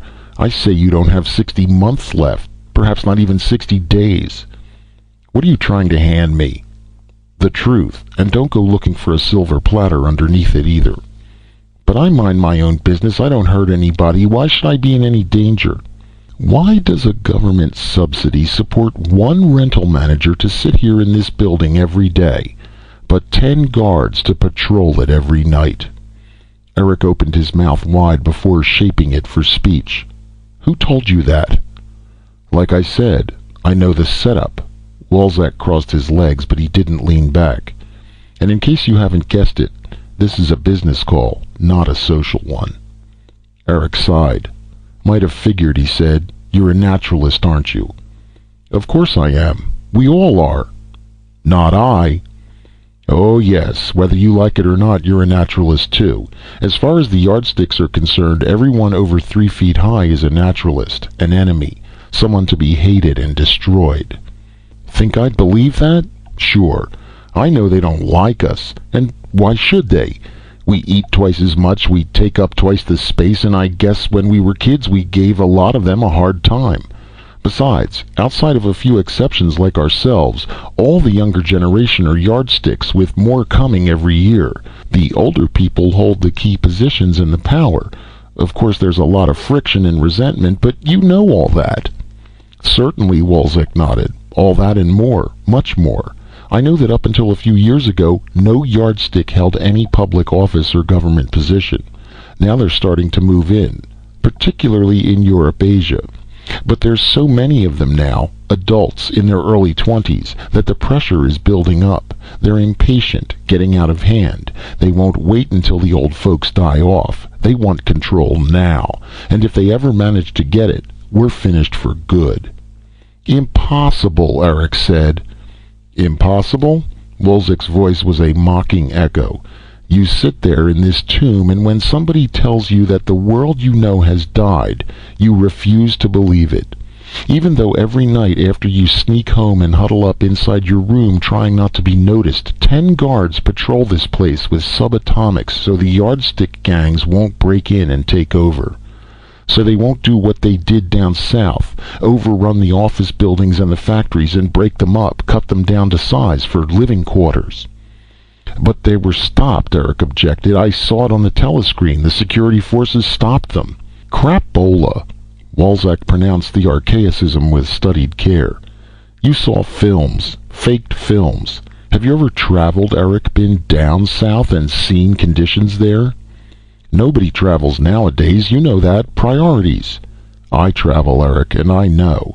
Security forces don't suppress anything in the South these days because they're made up of yardsticks now. That's right, yardsticks exclusively. And in a few years, that's the way it will be up here. Did you ever hear about the Chicago riots? You mean last year when the yardsticks tried to take over the synthetic plants at the stockyards? Tried? They succeeded. The workers ousted management. Over 50,000 were killed in the revolution. Oh, don't look so shocked. That's the right word for it. But the yardsticks won out in the end. But the telescreens showed... Damn the telescreens. I know because I happened to be there when it happened. And if you had been there, you and a few million other ostriches who sit with your heads buried in telescreens, maybe we could have stopped them. I don't believe it. I can't. All right. Think back. That was last year. And since the first of this year, what's happened to the standard size meat ration? They cut it in half, Eric admitted, but that's because of ag shortages, according to the telescreen reports. He stood up, gulping. Look here, I'm not going to listen to any more of this kind of talk. By rights, I ought to turn your name in. Go ahead, Wolzek waved his hand. It's happened before. I was reported when I blasted the yardsticks who shot my father down when he tried to land his jet in a southern field. I was reported when they killed Annette. Annette? You remember that name, don't you, Eric? Your first girl, wasn't she? Well, I'm the guy who married her. Yes, and I'm the guy who talked her into having a baby without the benefit of left shots. Sure, it's illegal and only a few of us ever try it anymore, but we both agreed that we wanted it that way. A real life-sized normal baby. Or abnormal according to the yardsticks and the stupid government. It was a dirty scum of a government doctor who let her die on the table when he discovered the child weighed 7 pounds. That's when I really woke up, Eric. That's when I knew there was going to be only one decision to make in the future. Kill or be killed. Annette, she died, you say? Wolzek moved over and put his hand on Eric's shoulder. You never married her, did you, Eric? I think I know why. It's because you felt the way I did about it. You wanted a regular kid, not a yardstick. Only you didn't quite have the guts to try and beat the law. Well, you'll need guts now, because it's getting to the point where the law can't protect you anymore. The government is made up of old men, and they're afraid to take action. In a few years, they'll be pushed out of office all over the world. We'll have yardstick government then, all the way, and yardstick law. And that means they'll cut us down to size. But what can we do about it? Plenty. There's still a little time if we naturalists can only get together. Stop being just a name and become an organized force. Maybe the ending will be different. We've got to try in any case. The yardsticks are human beings just like us, Eric said slowly. We can't just declare war on them, wipe them out. It's not their fault. They were born that way. Wolzek nodded. I know. Nothing is anybody's fault, really. This whole business began in good faith. Leffingwell and some of the other geniuses saw a problem and offered what they sincerely believed was a solution. But it didn't work, Eric murmured. Wrong. It worked only too well. That's the trouble. Sure, we eliminated our difficulties on the physical level. In less than 30 years, we've reached a point where there's no longer any danger of overcrowding or starvation. But the psychological factor is something we can't cope with. We thought we'd ended war and the possibilities of war a long time ago, but it isn't foreign enemies we must fear today. We've created a nation divided into Davids and Goliaths, and David and Goliath are always enemies. David killed Goliath, Eric said. Does that mean we're going to die? Only if we're as stupid as Goliath was, only if we wear our telescreens like invisible armor and pay no attention to the slingshots in David's hands. Eric lit a reef. All right, he said. You don't have to lecture. I'm willing to join, but I'm no Goliath. Really, I never had a fight in my life. What could I do to help? You're a rental agent. You have the keys to this building. The guards don't bother you by day, do they? You come and go as you please. That means you can get into the cellars. You can help us move the stuff down there, and we'll take care of the guards some night after that. I don't understand. The friendly pressure on Eric's shoulder became a fierce grip.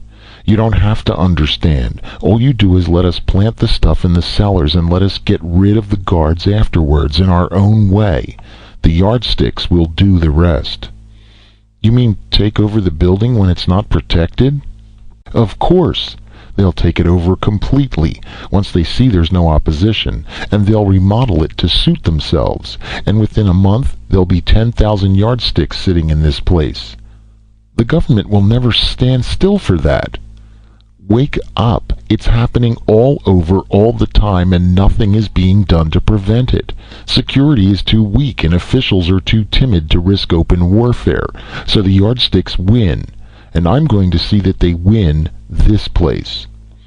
But how will that help us?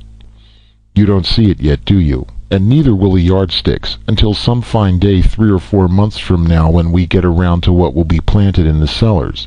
Somebody will throw a switch miles away and... boom. Walzak, you couldn't. It's coming.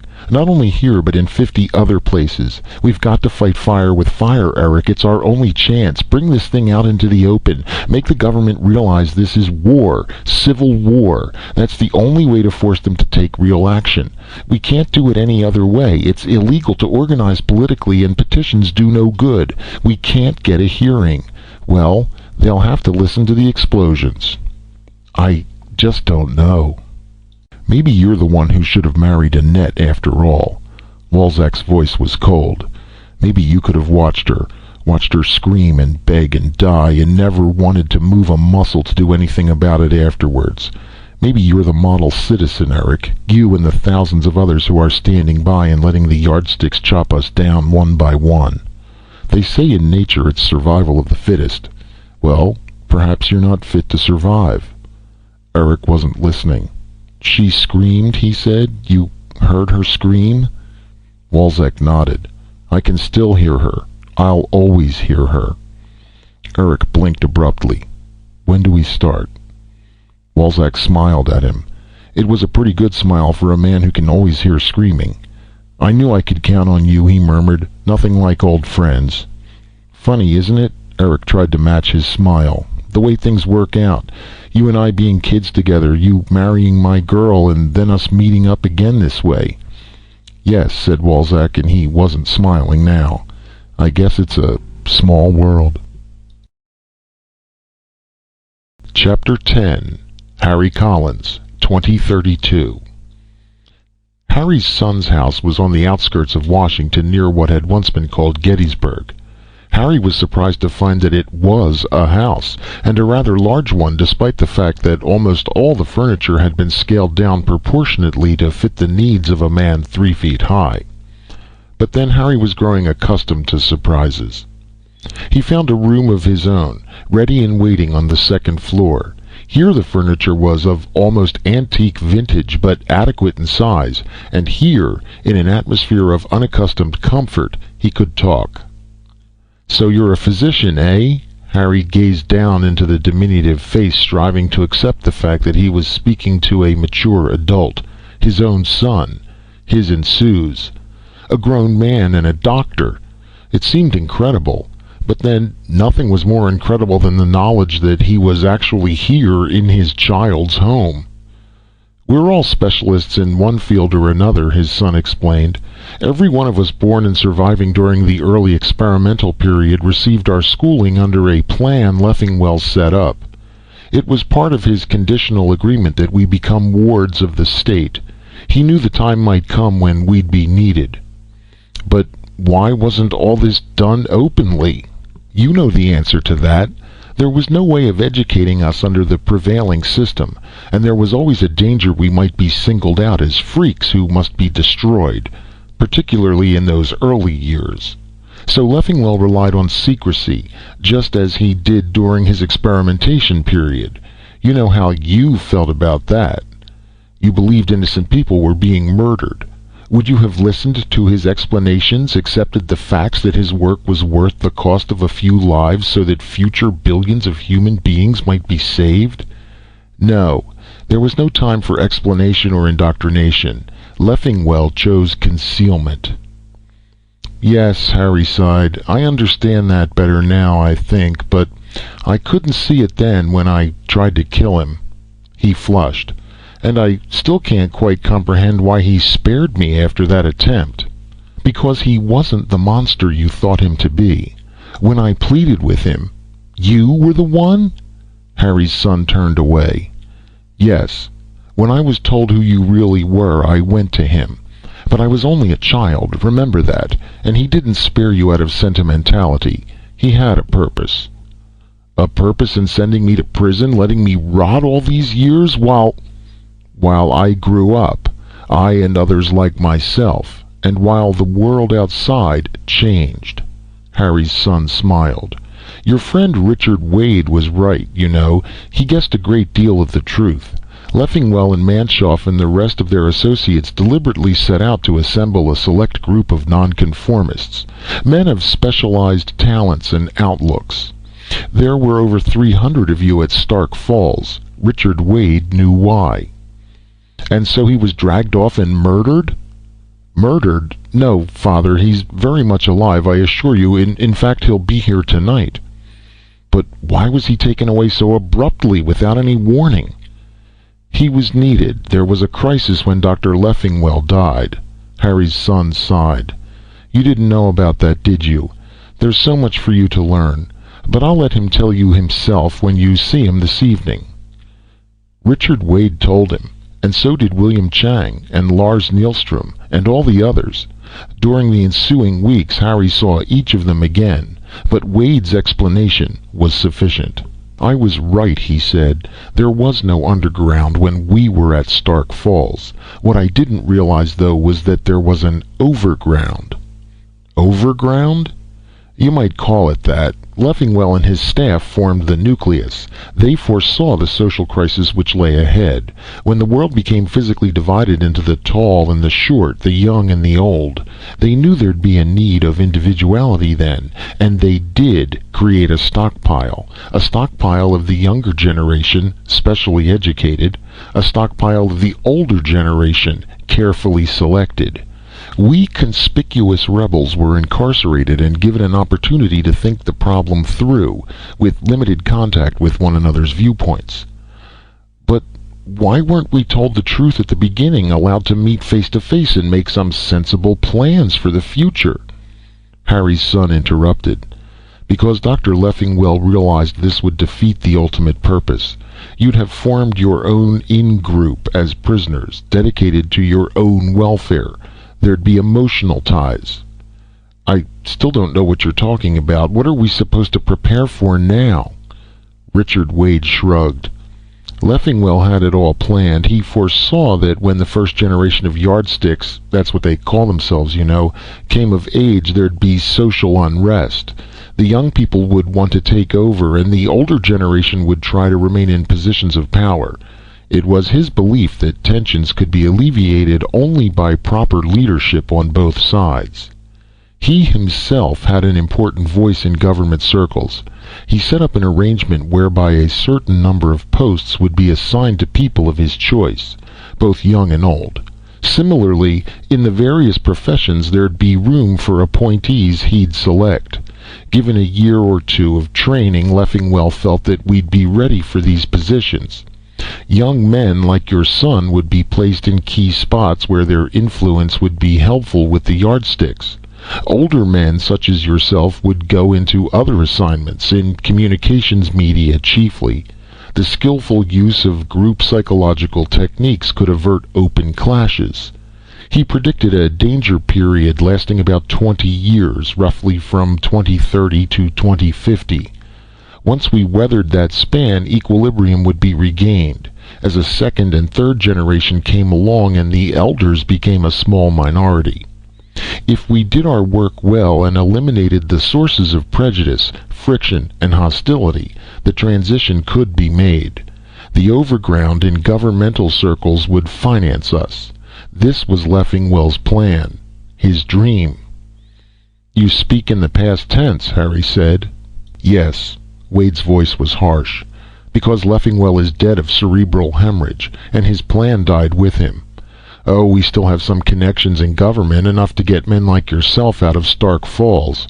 But things have moved too swiftly. The yardsticks are already on the march. The people in power, even those we relied upon, are getting frightened. They can't see that there's time left to train us to take over, and frankly I'm afraid most of them have no inclination to give up their present power. They intend to use force." "But you talk as though the yardsticks were united." "They are uniting, and swiftly. Remember the naturalists?" Harry nodded slowly. "I was one once, or I thought I was." "You were a liberal. I'm talking about the new naturalists, the ones bent on actual revolution." "Revolution?" "That's the word, and that's the situation. It's coming to a head fast." "And how will we prevent it?" "I don't know." Harry's son stared up at him. "Most of us believe it's too late to prevent it. Our immediate problem will be survival. The naturalists want control for themselves. The yardsticks intend to destroy the power of the older generation, and we feel that if matters come to a head soon, the government itself may turn on us too. They'll have to." "In other words," Harry said, "we stand alone." "Fall alone, more likely," Wade corrected. "How many of us are there?" "About 600, said Harry's son, "located in private homes throughout this eastern area. If there's violence, we don't have a chance of controlling the situation." "But we can survive, as I see it. That's our only salvation at the moment, to somehow survive the coming conflict. Then perhaps we can find a way to function as Leffingwell planned." "We'll never survive here. They'll use every conceivable weapon." "But since there's no open break with the government yet, we could still presumably arrange for transportation facilities." "To where?" "Some spot in which we could weather the storm. What about Leffingwell's old hideout?" "The units are still standing," Harry's son nodded. "Yes, that's a possibility, but what about food?" "Grizek." "What?" "Friend of mine," Harry told him. "Look, we're going to have to work fast, and yet we've got to do it in a way that won't attract any attention, not even from the government.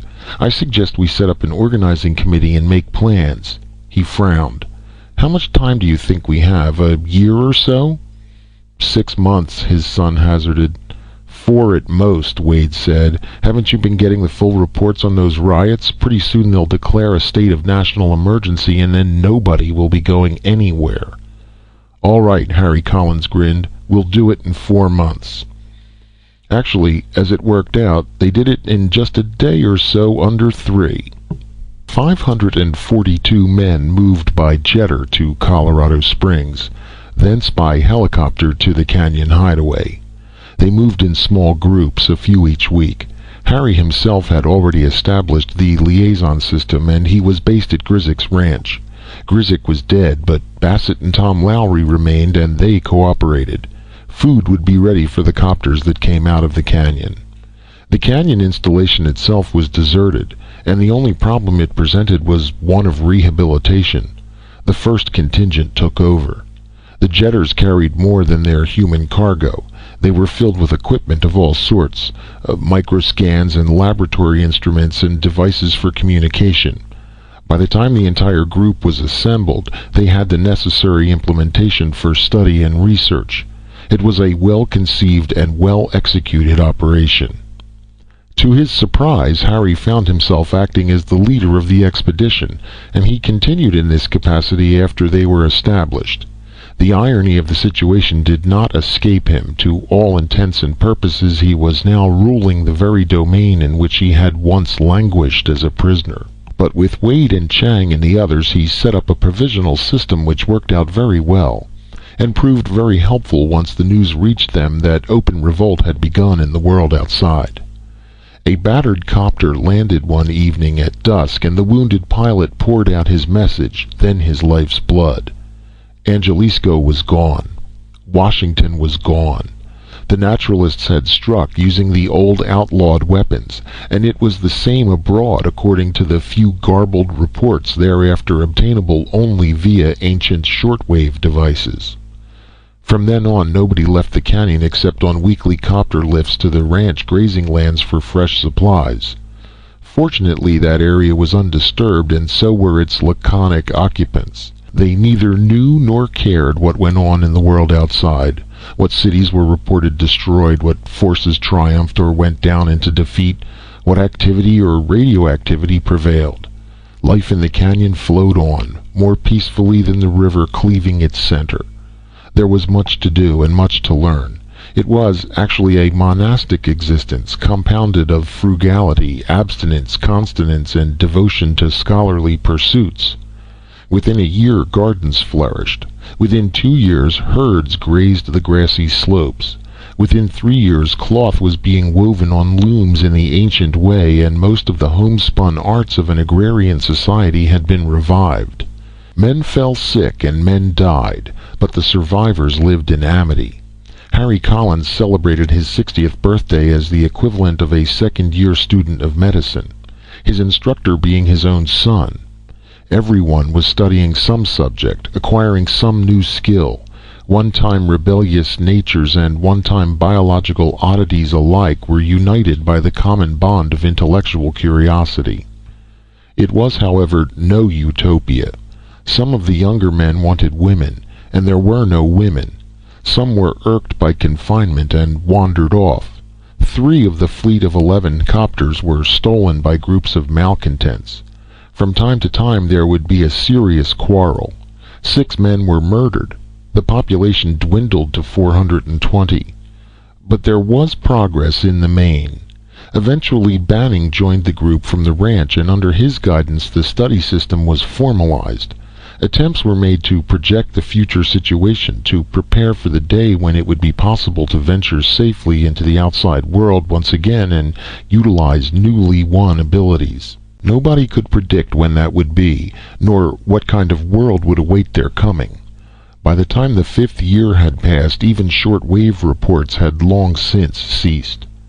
Rumors persisted that radioactive contamination was widespread, that the population had been virtually decimated, that the government had fallen, that the naturalists had set up their own reign only to fall victim to internal strife. But one thing is certain, Harry Collins told his companions as they assembled in the usual monthly meeting on the grounds before the old headquarters building one afternoon in July.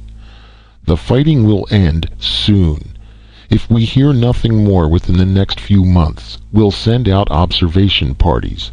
Once we determine the exact situation, we can plan accordingly. The world is going to need what we can give. It will use what we have learned. It will accept our aid. One of these days, and he went on to outline a carefully calculated program of making contact with the powers that be, or might be. It sounded logical, and even the chronic grumblers and habitual pessimists in the group were encouraged. If at times they felt the situation fantastic and the hope forlorn, they were heartened now. Richard Wade summed it up succinctly afterwards in a private conversation with Harry. "It isn't going to be easy," he said. "In the old science fiction yarns I used to write, a group like this would have been able to prevent the revolution. At the very least it would decide who won if fighting actually broke out. But in reality, we were too late to forestall revolt, and we couldn't win the war no matter on whose side we fought. There's just one job we're equipped for, and that's to win the peace. I don't mean we'll step out of here and take over the world either. We'll have to move slowly and cautiously, dispersing in little groups of 5 or 6 all over the country. And we'll have to sound out men in the communities we go to, find those who are willing to learn and willing to build. But we can be an influence, and an important one. We have the knowledge and the skill. We may not be chosen to lead, but we can teach the leaders, and that's important." Harry smiled in agreement. They did have something to offer, and surely it would be recognized, even if the naturalists had won, even if the entire country had sunk into semi-barbarism. No use anticipating such problems now. Wait until fall came. Then they'd reconnoiter and find out. Wait until fall. It was a wise decision, but one which ignored a single important fact. The naturalists didn't wait until fall to conduct their reconnaissance. They came over the canyon that very night, a large group of them in a large jetter, and they dropped a large bomb.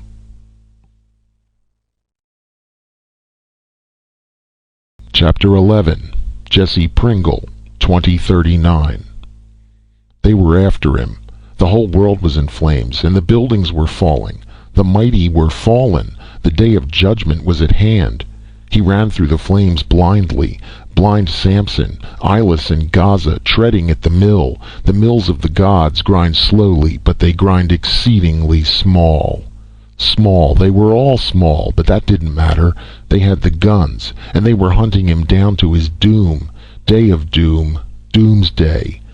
The great red dragon with 7 heads and 10 horns was abroad in the land.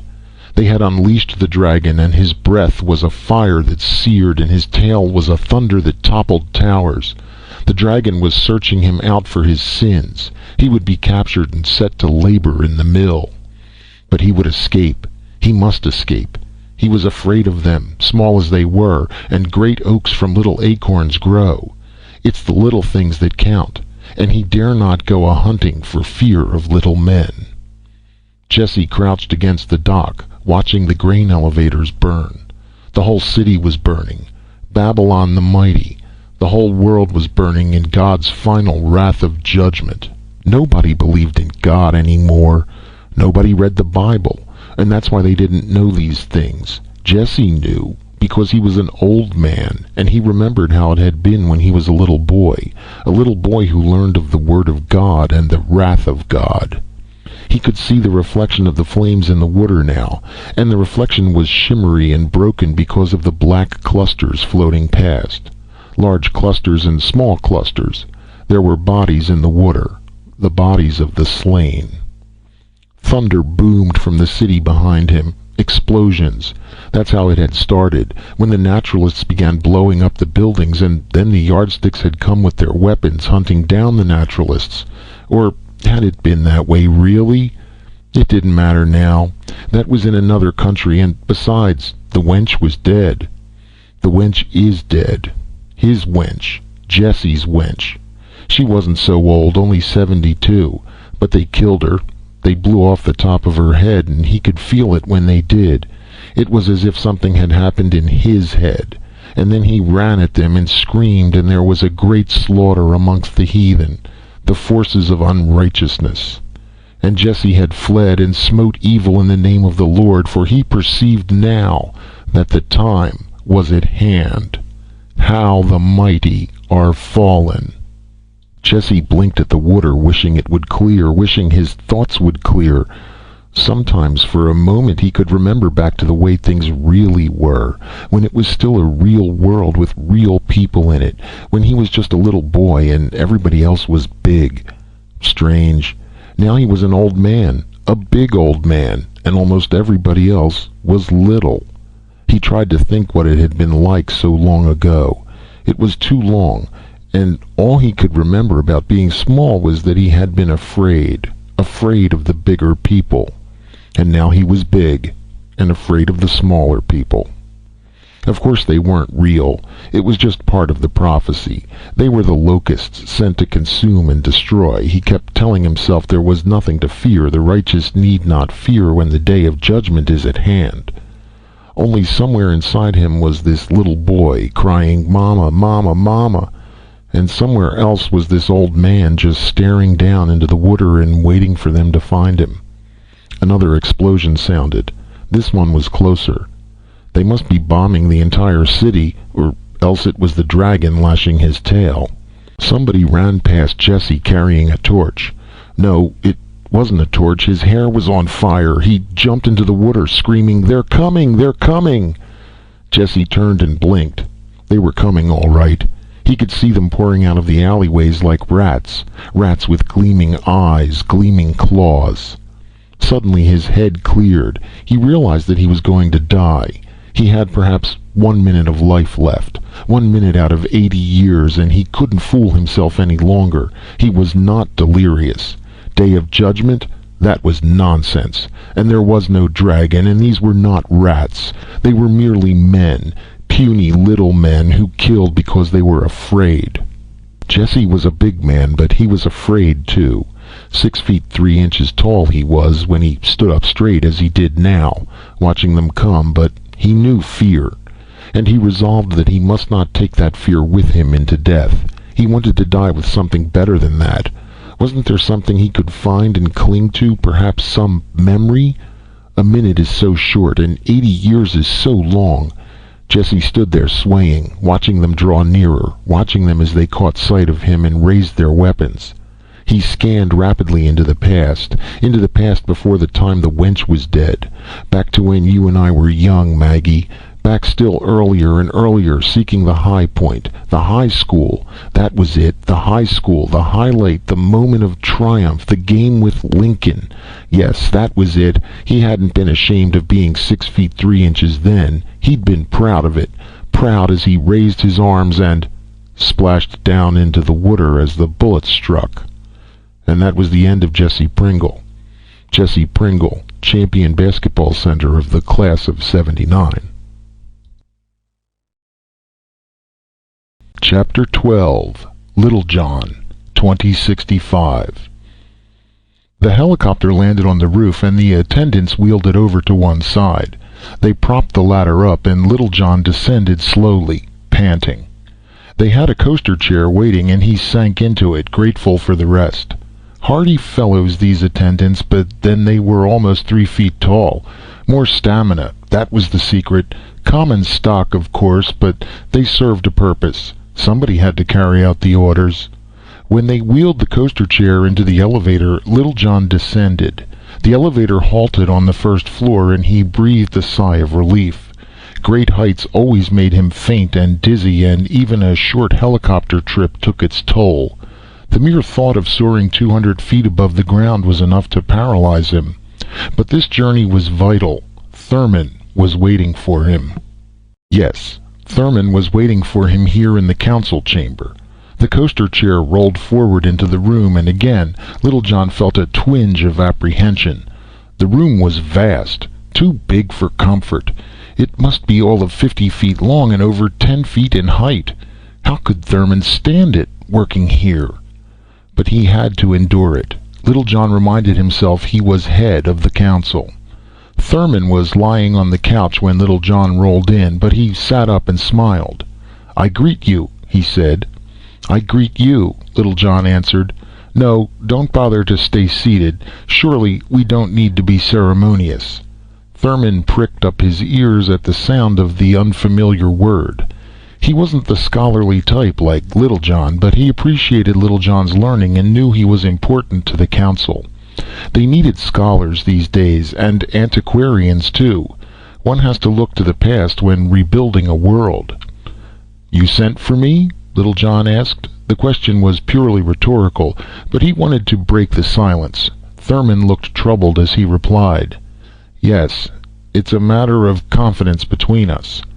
"So be it. You may speak in trust." Thurman eyed the door. "Come nearer," he said. Littlejohn pressed a lever and rolled up to the couch side. Thurman's eyes peered at him through the thick contact lenses. Littlejohn noted the deep wrinkles around his mouth, but without surprise. After all, Thurman was an old man. He must be over 30. "I've been thinking," Thurman said abruptly. "We have failed." "Failed?" Thurman nodded. "Need I explain? You have been close to the Council for many years. You have seen what we've attempted ever since the close of the Naturalist Wars." "A magnificent effort," Littlejohn answered politely. "In less than 30 years an entire new world has risen from the ruins of the old. Civilization has been restored, snatched from the very brink of a barbarism that threatened to engulf us." "Nonsense," Thurman muttered. "What?" "Sheer nonsense, Littlejohn. You're talking like a pedant." "But I am a pedant," Littlejohn nodded. "And it's true, when the naturalists were exterminated, this nation and other nations were literally destroyed. Worse than physical destruction was the threat of mental and moral collapse. But the yardstick councils arose to take over. The concept of small government came into being and saved us. We began to rebuild on a sensible scale with local limited control. The little community arose." "Spare me the history lesson," said Thurman dryly. "We rebuilt, yes, we survived. In a sense, perhaps, we even made certain advances. There is no longer any economic rivalry, no social distinctions, no external pressures. I think I can safely assume that the danger of future warfare is forever banished. The balance of power is no longer a factor. The balance of nature has been partially restored, and only one problem remains to plague mankind." "What is that?" "We face extinction," Thurman said. "But that's not true," Littlejohn interrupted. "Look at history and—" "Look at us," Thurman sighed. "You needn't bother with history. The answer is written in our faces, in our bodies. I've searched the past very little compared to your scholarship, but enough to know that things were different in the old days. The naturalists, whatever else they might have been, were strong men. They walked freely in the land. They lived lustily and long. Do you know what our average life expectancy is today, Littlejohn? A shade under 40 years. And that only if one is fortunate enough to lead a sheltered existence as we do. In the mines, in the fields, in the radioactive areas, they die before the age of 30. Littlejohn leaned forward. "Schuller touches on just that point in his Psychology of Time," he said eagerly. "He posits the relationship between size and duration. Time is relative, you know. Our lives, short as they may be in terms of comparative chronology, nevertheless have a subjective span equal to that of the naturalists in their heyday." "Nonsense," Thurman said again. "Did you think that's what concerns me? Whether or not we feel that our lives are long or short?" "What then?" "I'm talking about the basic elements essential to survival. I'm talking about strength, stamina, endurance, the ability to function. That's what we're losing, along with the normal span of years. The world is soft and flabby. Yardstick children tell us they were healthy at first, but their children are weaker, and their grandchildren weaker still. The effect of the wars, the ravages of radiation and malnutrition have taken a terrible toll. The world is soft and flabby today. People can't walk anymore, let alone run. We find it difficult to lift and bend and work." "But we won't have to worry about such matters for long," Littlejohn hazarded. "Think of what's been done in robotics. Those recent experiments seem to prove—" "I know," Thurman nodded. "We can create robots, no doubt. We have a limited amount of raw materials to allocate to the project, and if we can perfect automatons, they'll function quite adequately. Virtually indestructible, too, I understand. I imagine they'll still be able to operate efficiently 100 or more years from now, if only they learn to oil and repair one another, because by that time the human race will be gone." "Come now, it isn't that serious." "Oh, but it is." Thurman raised himself again with an effort. "Your study of history should have taught you one thing, if nothing else. The tempo is quickening. While it took mankind thousands of years to move from the bow and arrow to the rifle, it took only a few hundred to move from the rifle to the thermonuclear weapon. It took ages before men mastered flight, and then in 2 generations they developed satellites. In 3, they reached the moon and Mars. But we're talking about physical development. I know. And physically the human race altered just as drastically in an equally short span of time. As recently as the 19th century, the incidence of disease was 1,000-fold greater than it is now. Life was short then. In the 20th century, disease lessened and life expectancy doubled in certain areas. Height and weight increased perceptibly with every passing decade. Then came Leffingwell and his injections. Height, weight, life expectancy have fallen perceptibly every decade since then. The war merely hastened the process. "You appear to have devoted a great deal of time to this question," Littlejohn observed. "I have," answered the older man. "And it's not a question. It's a fact. The one fact that confronts us all. If we proceed along our present path, we face certain extinction in a very short time. The strain is weakening constantly. The vitality is draining away. We sought to defeat nature, but the naturalists were right in their way." "And the solution?" Thurman was silent for a long moment. Then, "I have none," he said. "You have consulted the medical authorities?" "Naturally. And experiments have been made. Physical conditioning systems of exercise, experimentation in chemotherapy are still being undertaken. There's no lack of volunteers, but a great lack of results. No, the answer does not lie in that direction." "But what else is there?" "That is what I had hoped you might tell me," Thurman said. "You are a scholar. You know the past. You speak often of the lessons of history." Littlejohn was nodding, but not in agreement. He was trying to comprehend, for suddenly the conviction came to him clearly. Thurman was right. It was happening, and happened right under their smug noses. The world was weakening. It was slowing down, and the race is only to the swift. He cursed himself for his habit of thinking in platitudes and quotations, but long years of study had unfitted him for less prosaic phraseology.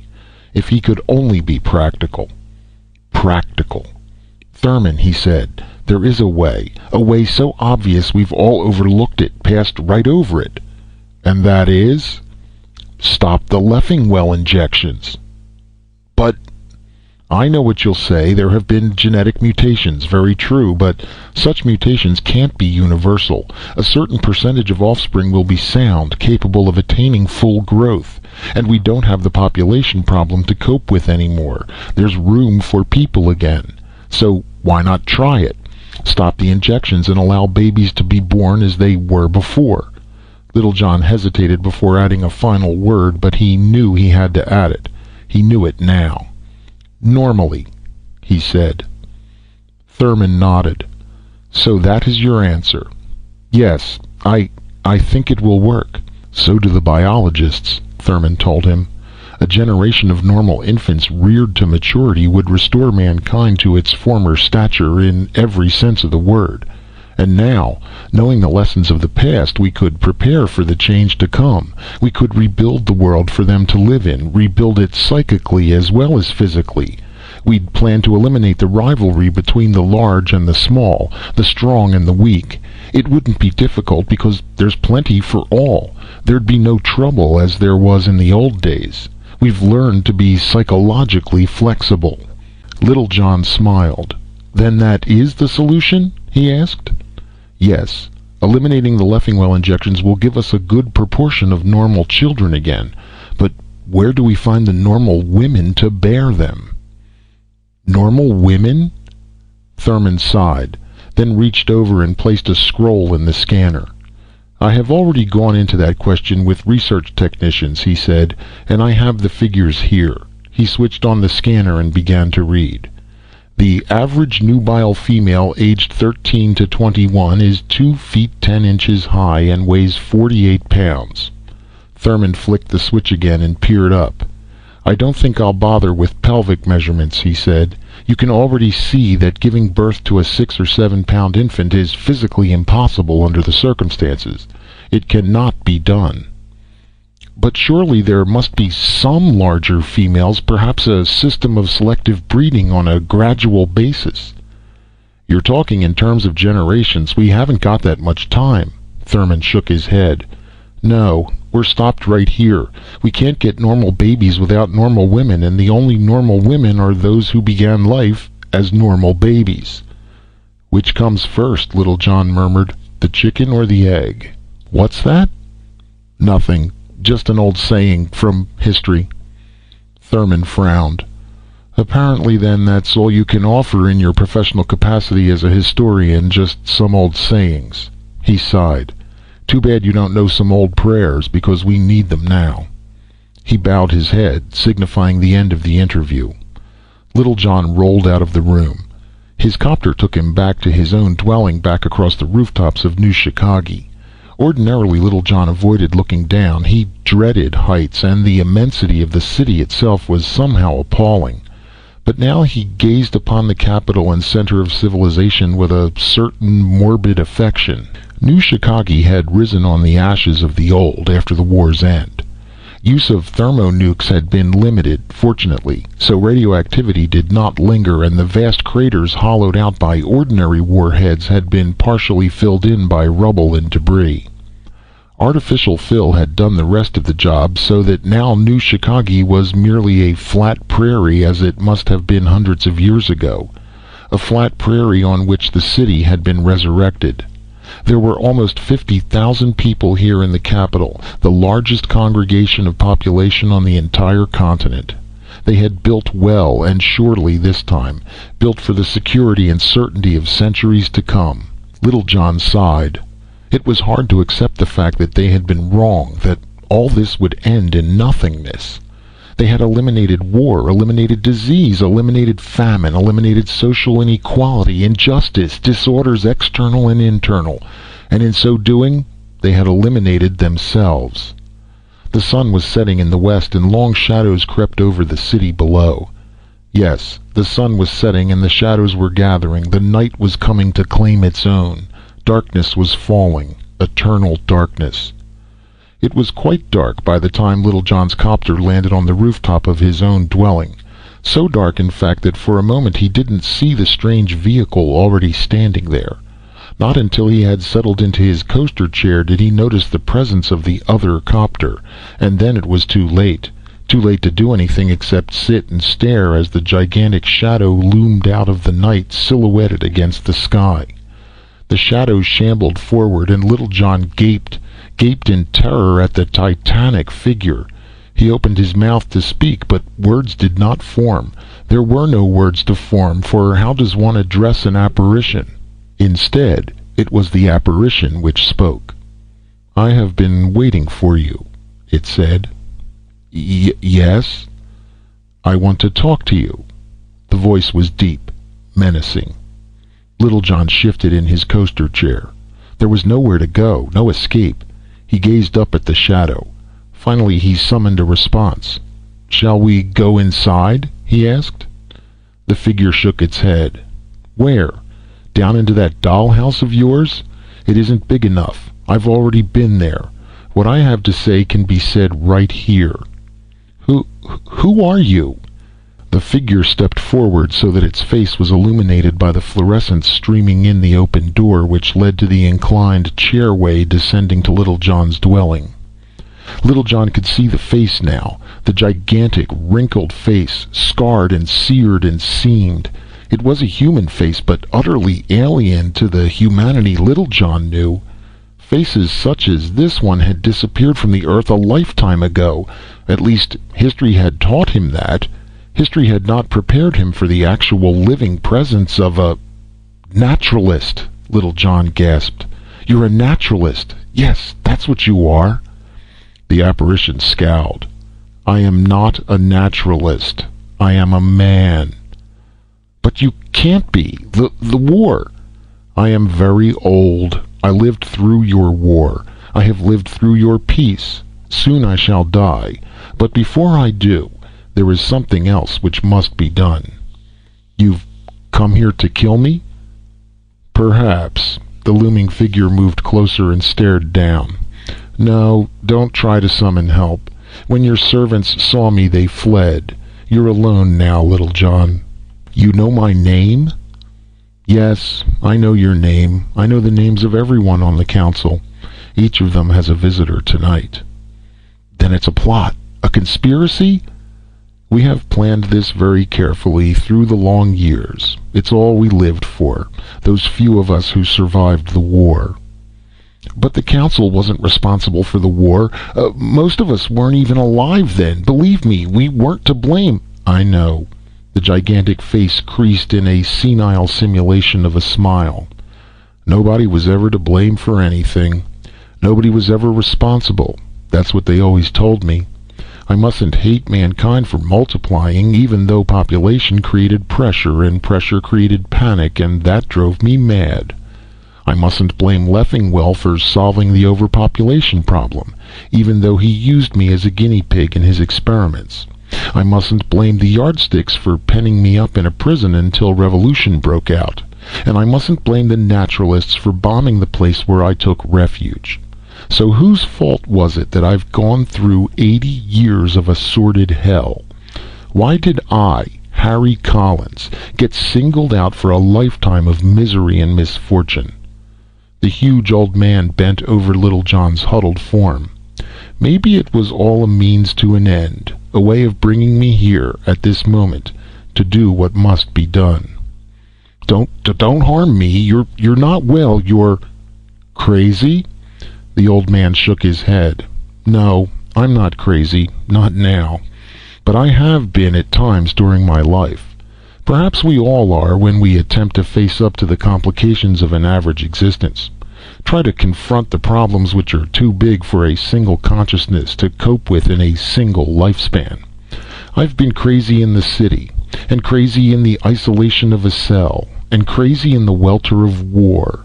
And perhaps the worst time of all was when I lost my son. Yes, I had a son, Little John. He was one of the first, one of Leffingwell's original mutations, and I never knew him very well until the revolution came and we went away together. He was a doctor, my boy, and a good one. We spent almost 5 years together, and I learned a lot from him, about medicine, but that wasn't important then. I'm thinking of what I learned about love. I'd always hated yardsticks, but my son was one, and I came to love him. He had plans for rebuilding the world, he and I and the rest of us. We were going to wait until the revolution ended and then help restore sanity and civilization. But the naturalists flew over and dropped their bomb, and my boy died. Over 400 of our group died there in the canyon, 400 who might have changed the fate of the world. Do you think I can forget that? Do you think I and the few others who survived have ever forgotten?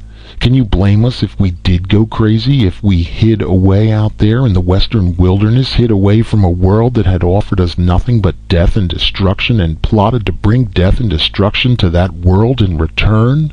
Think about it for a moment, Little John. We were old men, all of us, and the world had given us only its misery to bear during our lifetimes. The world we wanted to save was destroying itself. Why should we be concerned with its fate or future? So we changed our plans, Little John.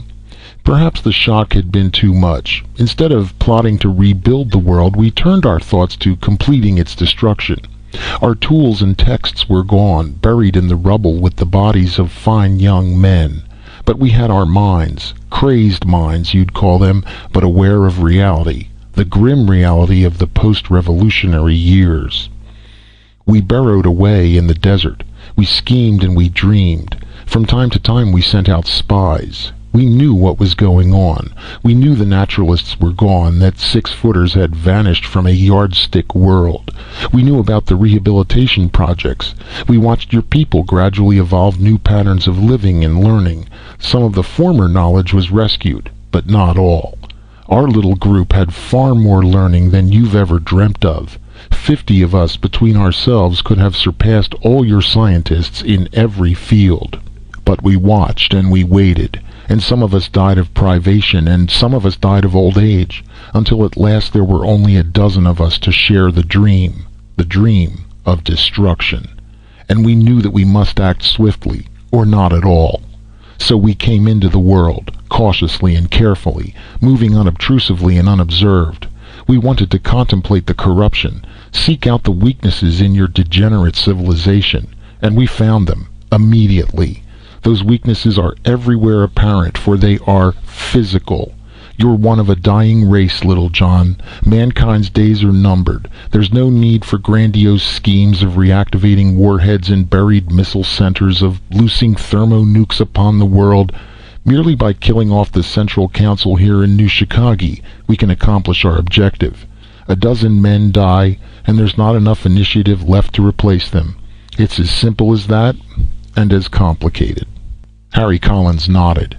Yes, as complicated, because the only weaknesses we've observed are physical ones. We've seen enough of the ways of this new civilization to realize that. All of the things I hated during my lifetime have disappeared now. The crowding, the competition, the sordid self-interest, the bigotry, intolerance, prejudice, the antisocial aspects of society are gone. There is only the human race, living much closer to the concept of utopia than I ever dreamed possible. You and the other survivors have done well, Little John. And yet you come to kill us? We came for that purpose because we still retained the flaws and failings of our former cultures. We looked for targets to blame, for villains to hate and destroy. Instead, we found this reality. No, I'm not crazy, Little John, and I and my fellows aren't here to execute revenge. We have returned to the original plan, the plan Leffingwell had, and my son, and all the others who worked in their own way for the dream of a better world. We come now to help you before you die, before we die. Little John looked up and sighed. Why couldn't this have happened before, he murmured. It's too late now. But it isn't too late. My friends are here. They are telling your fellow council members the same thing right now. We may be old, but we can still impart what we have learned. There are any number of technological developments to be made. We can help you to increase your use of atomic power. There's soil reclamation and irrigation projects and biological techniques. You said it yourself, Little John whispered. We're a dying race. That's the primary problem, and it's an insoluble one. Just this afternoon, and he told him about the interview with Thurman. Don't you understand, Little John concluded, we have no solution for survival. We're paying the price now because for a while we wouldn't heed history. We tried to defeat nature, and in the end, nature has defeated us, because we would not render unto Caesar the things which are... Harry Collins smiled. That's it, he said. What? Caesar. That's the answer. Your own medical men must have records. I know because I learned medicine from my son. There used to be an operation in the old days called a cesarean section, used on normal women and on dwarfs and midgets too, in childbirth. If your problem is how to deliver normal children safely, the technique can be revived. Get hold of some of your people. Let's see what data they have on this. I'll be glad to furnish instruction. There was excitement after that. Too much excitement for Little John. By the time the council had assembled an emergency session, by the time plans were formulated and he returned to his own dwelling in the helicopter, he was completely exhausted. Only the edge of elation sustained him, the realization that a solution had been found. As he sank into slumber, he knew that he would sleep the clock around. And so would Harry Collins. The old man and his companions, now guests of the council, had been temporarily quartered in the council chambers. It was the only structure large enough to house them, and even so they had to sleep on the floor. But it was sufficient comfort for the moment. It was many hours before Harry Collins awoke. His waking was automatic, for the tiny telescreen at the end of the council room glowed suddenly, and the traditional voice chirped forth to interrupt his slumber.